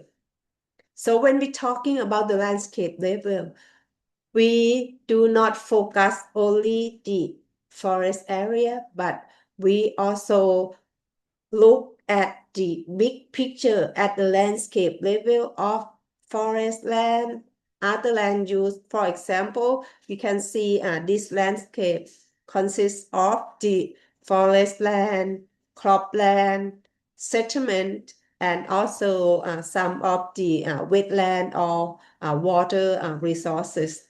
So in this case, probably we need to do some management at the landscape level. For example, in forest area, we could use the forest conservation, or in some of the economic forest, we could use the sustainable forest management. Sometimes, if we use some of the extended rotation of forestry, that could induce more of the carbon storage in the forest. We also need the fire management and control in forest land and other land use as well. One thing that related to the increasing of the carbon at the landscape level is to implement the agroforestry system and enhancing woody crop in cropland. So in this case, we could have more of the carbon stock in cropland. And maybe at the residential area, probably we could have tree fencing. We could have like urban tree planting. That is, all of it could enhance the carbon stock at the landscape level. And lastly, we look at the substitution, wood as the substitution of other materials. Firstly, we try to increasing the carbon stock outside forest by the use of the harvested wood products. But usually the term we also call it HWP, harvested wood product. In this case, we could use as housing, we could use as construction. But usually when we use wood or timber instead of the concrete or steel, so in this case, we could reduce emission from the concrete or from steel construction. And carbon could stay in the products as long as they are in use. For example, this is some example in Thailand. We have the palace, we call Viman palace. The palace is made of teak, back into 1892. So more than 100 years. So this is probably the largest golden teak throne in the world. But usually it is very beautiful. And now the palette is still there, and the carbon stored in wood teak is also there, and it has been there for more than 100 years. This is some of the example. I'm not sure this is the other example. I'm not sure whether many of us familiar with the Notre Dame in Paris. The Notre Dame at the Catholic cathedral throne. Actually, this cathedral was built in the 12th century. Actually, it was a long time, more than 800 years. And this is also UNESCO World Heritage Site. The most important that I mentioned about this Notre Dame cathedral is its roof and spire were made of oak wood. And by that time, back into the year 2019, there was a fire, and some part of the cathedral was damaged by fire because there were wood in that construction. So that's why it was fire. But the carbon stay in that cathedral for more than 800 years. But now this cathedral has been renovated and reopened again back into the year 2024. So this is very interesting when we look at the construction like this. So what I mean to explain is that once we have wasted wood product, carbon is stored in those products until, not very forever, I wouldn't say that, but as long as the product is still in use, the carbon is still there. This is other use of harvested wood product as furniture. This is some of the FIO furniture, the teak furniture. There is some example in Thailand because teak wood is very famous in Thailand. So I try to provide some of the teak wood furniture. So in this case, so in Thailand, so to do this, so we have the strategy to increase the use of the wood products. So we do the circular wood utilization through innovation and technology to enhance carbon storage in harvested wood product by promoting wood-based product as low carbon alternative, and also to implement building rule for engineered wood construction. For example, like tall building.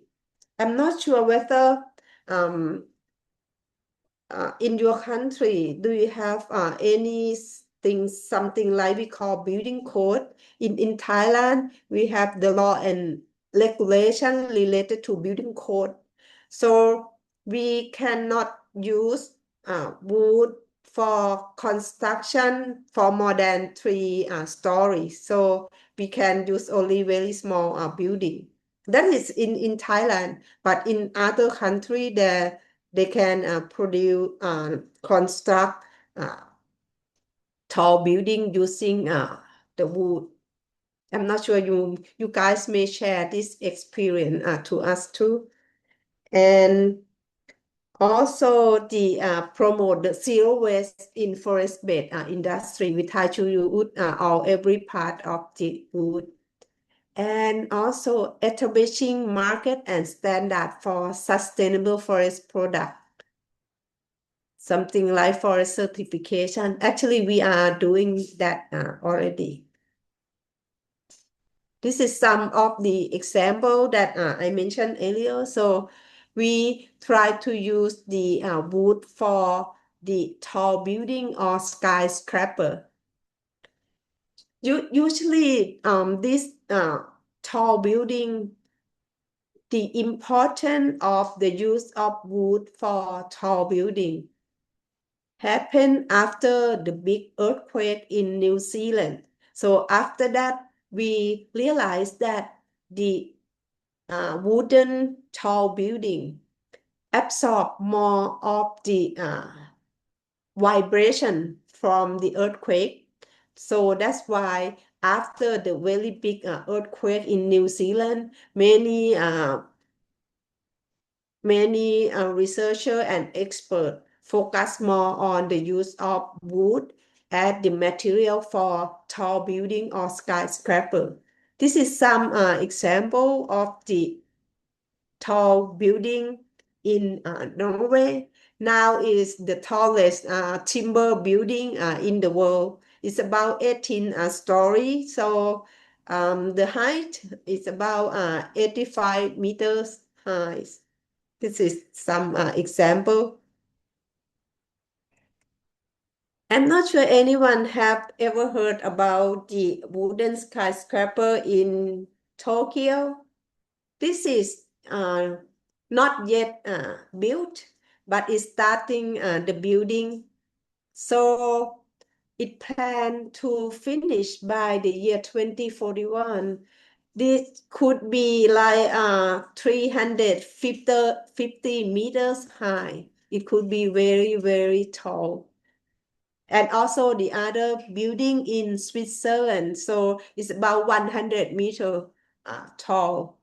It's also being built at the moment. The other use of the wood as the carbon storage outside forest is the biomass energy. So in some part of the world, use the biomass energy as the the very big energy plant. For example, this is the energy plant in Vienna. So this plant is about 65 megawatt and use the wood chip supply about 24 tons per hour. That is a lot of wood. This is very, very big, the biomass energy plant. In Thailand, we also recognize the importance of the wood biomass as the energy. So this is the project by our university. So we have the promoting small scale biomass power plant in rural Thailand. So we have the forestry research training and station in northeastern part of Thailand, and where we built the energy plant, but that is small scale and only need supply from the village allow the power plant. That is in northeastern part of Thailand and belong to our faculty. This is part of the use of the biomass energy. What about in your country? Do you have any of the use of or offer any other forest-based mitigation option? Anyone like to share with us?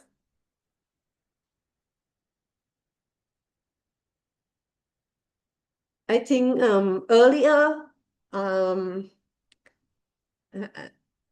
think probably in Pakistan that mentioned about the afforestation and reforestation. This is definitely one of the forest-based mitigation. in the country. I think probably every country have afforestation or reforestation to increase the forest area to mitigate the climate change. I think maybe every country. You may share on this as well. Or the wood biomass for energy, or the wood for the harvested wood products.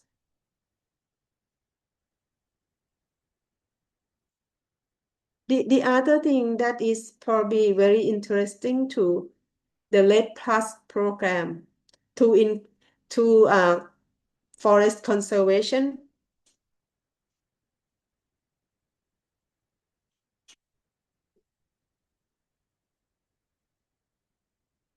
Anyone like to share with me?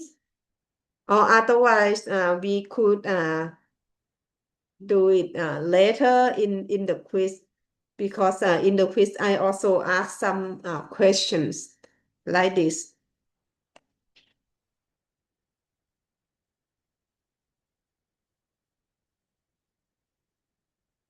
I think there is some probably comments, some information from Thailand. Doi Tung is studying the conversion of dead bamboo into biochar.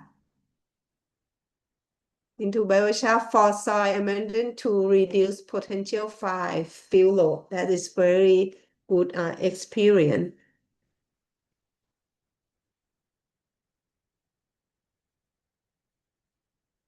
In India, Miyawaki. Sorry, I tried to. Miyawaki is the strategy to plant some tree, and it's more like to imitate the natural forest.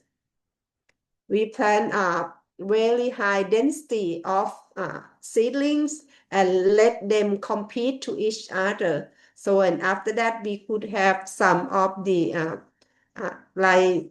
the planted forest. In Thailand, we also use the Miyawaki as well. In some in northern area, in some part of the northern area, we also use Miyawaki too.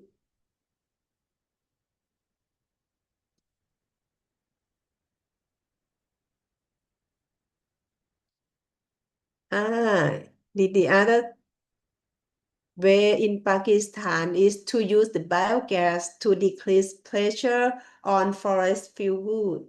Yeah, that's good. So in Pakistan, maybe use a lot of fuel.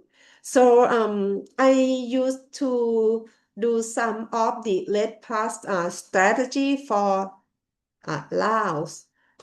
So one thing that is very interesting in the northern part of Laos, so is on the highland. So they use a lot of fuel wood for cooking and for heating.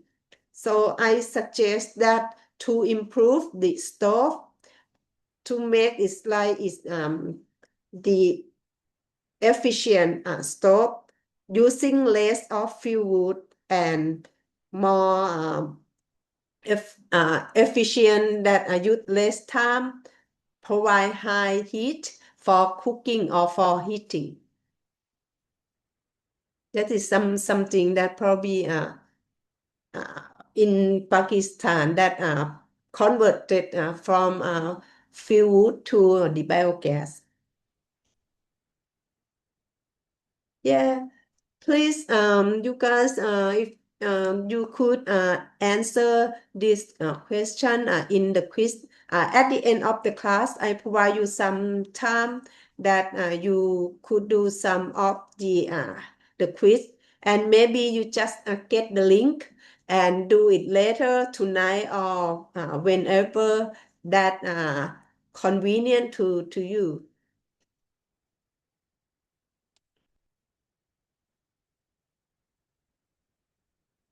Then I probably move to other. Someone raised the hand. Please. Yeah, you could turn on microphone, please. Yeah. Thank you for your explanation. Sorry. I would like to share what Indonesian country offer. Indonesian government already have many agreement with grant provider to to up to avoid forest deforestation. So it's like we are offering people to not doing deforestation by offer them with cultivate maybe vanilla or maybe coconut sugar so they can cultivate in front of their homes and they not touching the forest. So it's until now we are already have many agreement with grant providers, so we can avoid people to do deforestation by provide them with um, let's say a green job. uh, they can uh, they can using their own land, maybe less than 1 hectare in front of their home to cultivate marketable commodity. I think that is one of our solutions. So the people do not doing deforestation. Yeah. Thank you. Actually, similar case also in Thailand as well. So some of the program that we try to encourage our community or smallholders to do some of the planting or some of the other crop that could provide some money so they can improve their livelihood and use less of the area, and probably they don't need to do the deforestation. They don't need more of the land. Probably similar to the case in Indonesia, I guess. Thank you.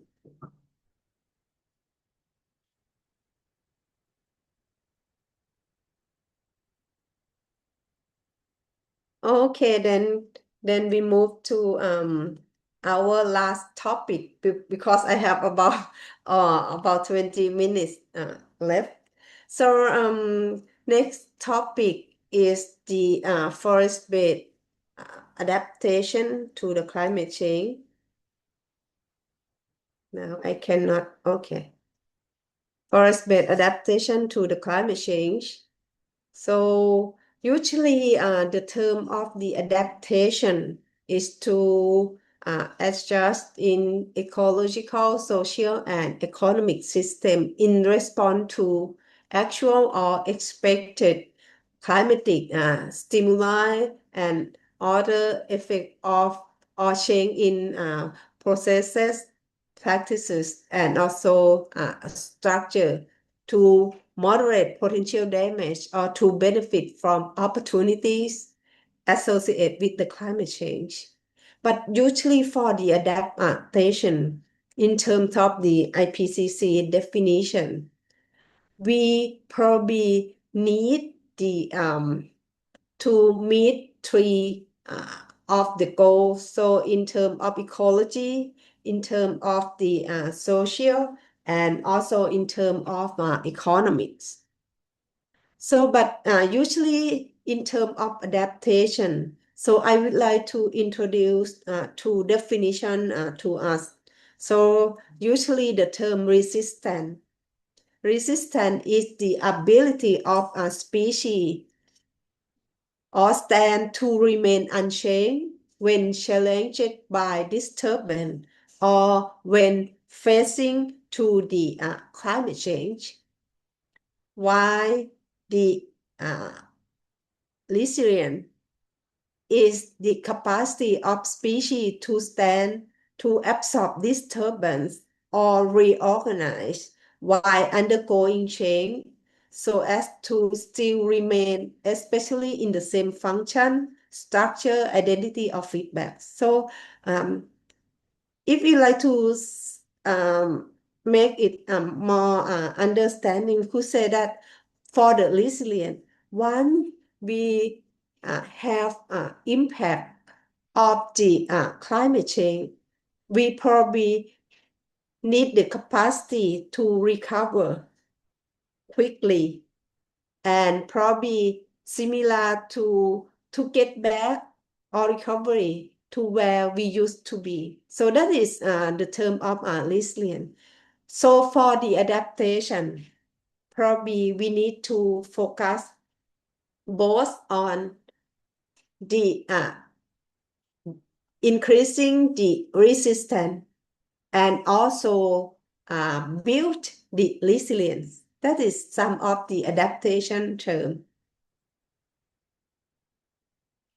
So now I provide the forest-based adaptation option. So usually we probably focus on 3 strategies. Firstly, create the resistance to the climate change. Secondly, increase the resilience to the climate change. And thirdly, so enable forests to respond to the climate change. So now we look at in each strategy. For the first strategy, to create resistance to the climate change, in this case, we probably prevent the impact and protect highly valued resources. For example, if we have some of the important species or some highly valued species, so in this case, probably we need to focus more on those areas or on those species. So, for example, some of the protection, probably the adaptation of the fire management plan. So, to protect the forest from forest degradation, we probably could use the early warning or detection system. In adaptation option, early warning is very important because once we have very good early warning system, we could prevent from disaster or extreme event. This is very important. Sometimes we also discuss about to compare between the developed country and developing country.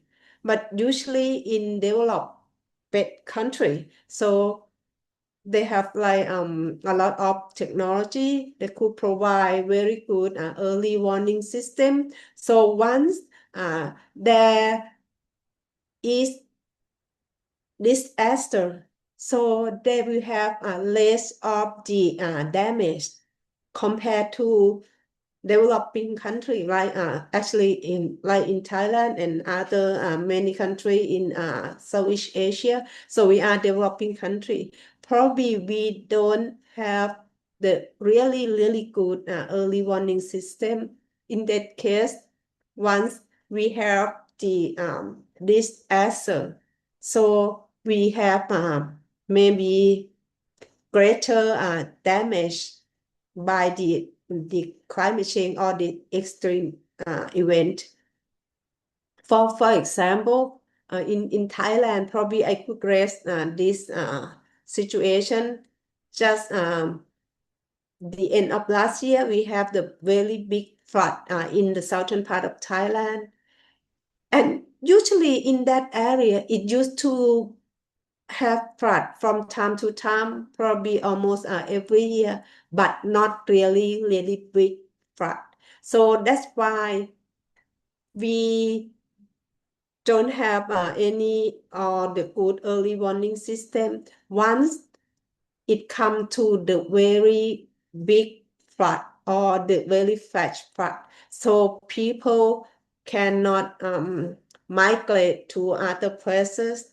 So we have some of the loss and also damage from that situation. This is the good the example in some country like we also in Thailand also that sometimes we don't have the very good early warning system. And also the other example probably related to adaptive management for pet and diseases. So in this case, I think for the forest-based adaptive management is very important. When we call adaptive management, meaning that we could have the process, something like we have the plan, we need to implement according to the plan, and after that, probably we need monitoring of the plan, bring to the adjustment of the plan. So in that case, we could have the new plan that probably more suitable or can cope with the climate change. This is some example of the adaptive management of pests and diseases. So we actually the pest management practice reduce tree ability to resist the mountain pine beetle. But that is too probably the pest management practice that could reduce the ability to resist the mountain pine beetle, because now the situation is getting more severe. So that's why we only do something like similar to the pest management that cannot tackle with the situation of the pests and diseases now.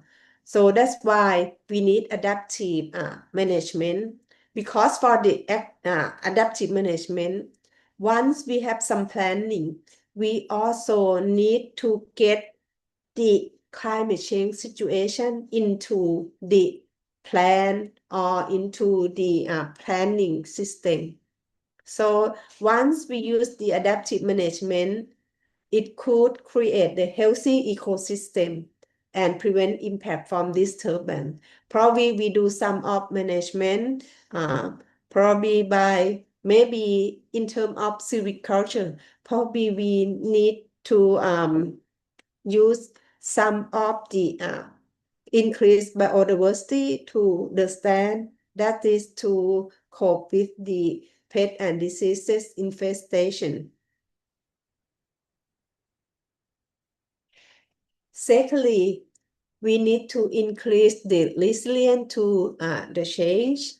In this case, we improve the capacity of ecosystem to return to the desired condition after disturbance and minimize cumulative or interactive effect. So some example of this is sometimes once we have the forest or the natural forest, and sometimes we have some of the road or the highway that could probably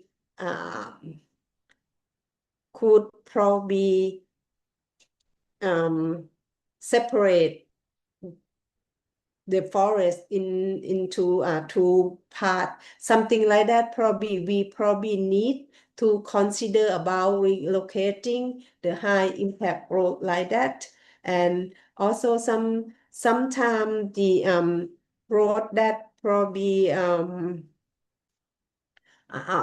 separate those two forests could create the poor disposal of some of the plant for natural distribution too.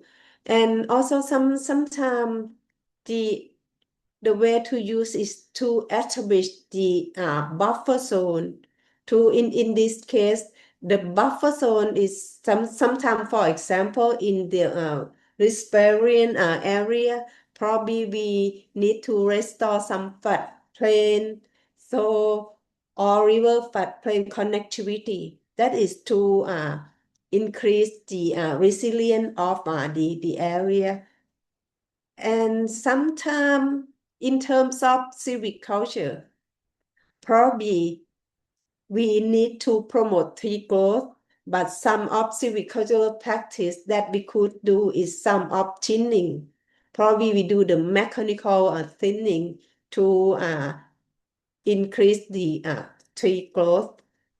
And also, sometimes we need to increase the population target for species of conservation concern. So probably we need to have like the list of some species that we would like to increase resilience. For example, that I mentioned earlier, that some of the species that, for example, endemic species that are probably very vulnerable to the climate change. So in this case, probably we need to provide some of the strategy to increase the population of this kind of species.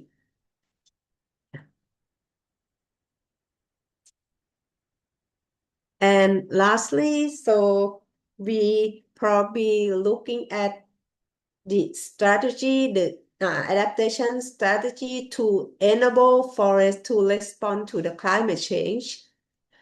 But usually to do that, probably we need to facilitate the transition of ecosystem from current to new condition. Sometimes we call ecological transformation. So in this case, probably this is very much related to the shift of the suitable habitat or the shift of the natural distribution. So usually the climate change impact the natural distribution gradually. So this is not just happen in the very not happen quickly or in the very short period, but usually it probably needs some time for the shift of this kind of the situation. So in this kind of the option is allow forest to respond by shifting from the current area to the new suitable area. Usually we could do some of the silvicultural practice.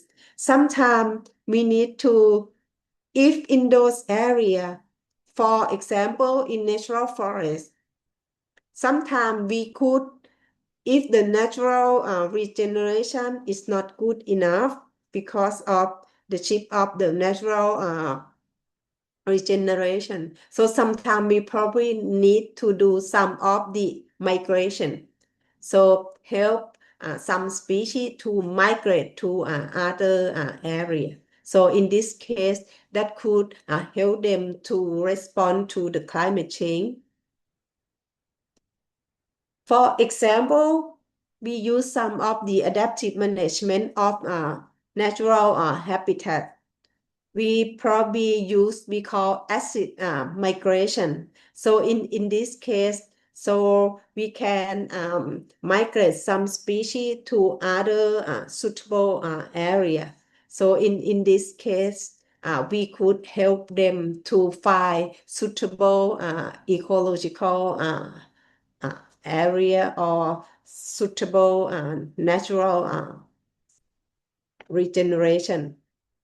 And sometimes we probably need to expand genetics diversity. Sometimes we could use, we call ex-situ conservation. So we plan or conserve this genetic in some way out, somewhere else outside their natural range or natural habitat. And lastly, I think this one is probably familiar to many of us. We're talking about this quite a lot. So we're talking about the promoting the connectivity. In this case, sometimes we build the forest corridor to connect some forest fragment to others. So in this case, we try to minimize the fragmentation of the habitat. and maintain the connectivity. In this case, help some species to migrate naturally. So they could migrate by themselves because we expand the area for them by building the connectivity to help them. This is I provide you some of example in Thailand that usually this area we call is like the forest complex in Thailand, which is we call Dong Phaya Yen Khao Yai Forest Complex, which is the second largest forest complex in Thailand. This forest complex consists of 4 national parks and 1 wildlife sanctuary. So in this area, there is the highway from actually starting from Bangkok to in the northeastern part of Thailand. And this highway separate some of the forest. So that's why we try to build the ecological connectivity. So we call the wildlife corridor. So you can see from the picture. So in this area, because we have the wildlife sanctuary, so they also have some of animal, wildlife, or some important or less species, particularly our tiger. So we build like this so wildlife can cross the road from one forest area to other forest area. After building this wildlife corridor, so we also do some of the research by tracking the appearance of tigers, and we also have some number that creating the forest corridor like this could increasing number of the tigers and also other animals. This is probably an example of help them to migrate, or we call assisted migration of some species. This is some example of the forest-based adaptation to the climate change. This is my last slide, and actually I would like to make the conclusion for the topic of forest and ecosystem. So if we look at forests, I think forests are significant carbon sink, and of course it provides a lot of the carbon sink to mitigate the climate change. And different forest biomes are key things for various carbon pool. For example, tropical forests provide greater carbon sink in the biomass pool, while boreal forests provide a lot of the carbon in the soil carbon pool. In addition, the climate change also influences the ecosystem diversity loss and also the forest ecosystem disruption. For example, introduce or enhance the forest disturbance. Approaches to forest-based mitigation to the climate change should optimize the carbon sequestration capacity in the forest ecosystem for long-term sustainability, while minimizing net greenhouse gas emission from other sectors. For example, using harvested wood products, using the wood biomass. And lastly, forest-based strategy for adaptation should generate resistance, promote resilience, and also allow the forest adapt to the climate change. This is all for the conclusion for my presentation, my talk today. I think in Ethiopia also provide some of the forest-based mitigation. I think similar to other countries, increasing forest cover, restoring degraded land, integrating it into farming, and also conserving existing forests. Yeah, this is also in the NDC. Yeah, I like to hear that guys are concerned about that. Yeah, this is also talking about the lead plus as well. Great job. Yeah. For the lead plus, like we mentioned before, that usually the red plus also support the livelihood of the community or the small holders or villagers that live close to the forest. And actually, and anyone would like to provide more information, I will probably provide you with, I wouldn't like to call it like the quiz, but it also need to help you to recap what you have learned today. I tried. Hang on.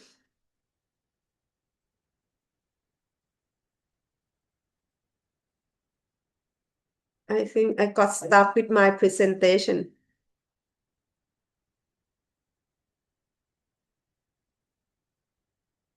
Okay. So this is the quiz to recap what we have learned today. So maybe you just use this link. Actually, our staff provide the link in the chat box. So you probably, if you don't want to do it now, or probably you just copy the link and you could do it later on. But I would mention this. This is also for the scoring as well. So all the quiz and anything that we have in the class activity I will do the scoring, and this is the probably the requirement that you pass this course. Probably please do it. You could do it now or you could do it later on. It's okay. Anyone like to ask me any question?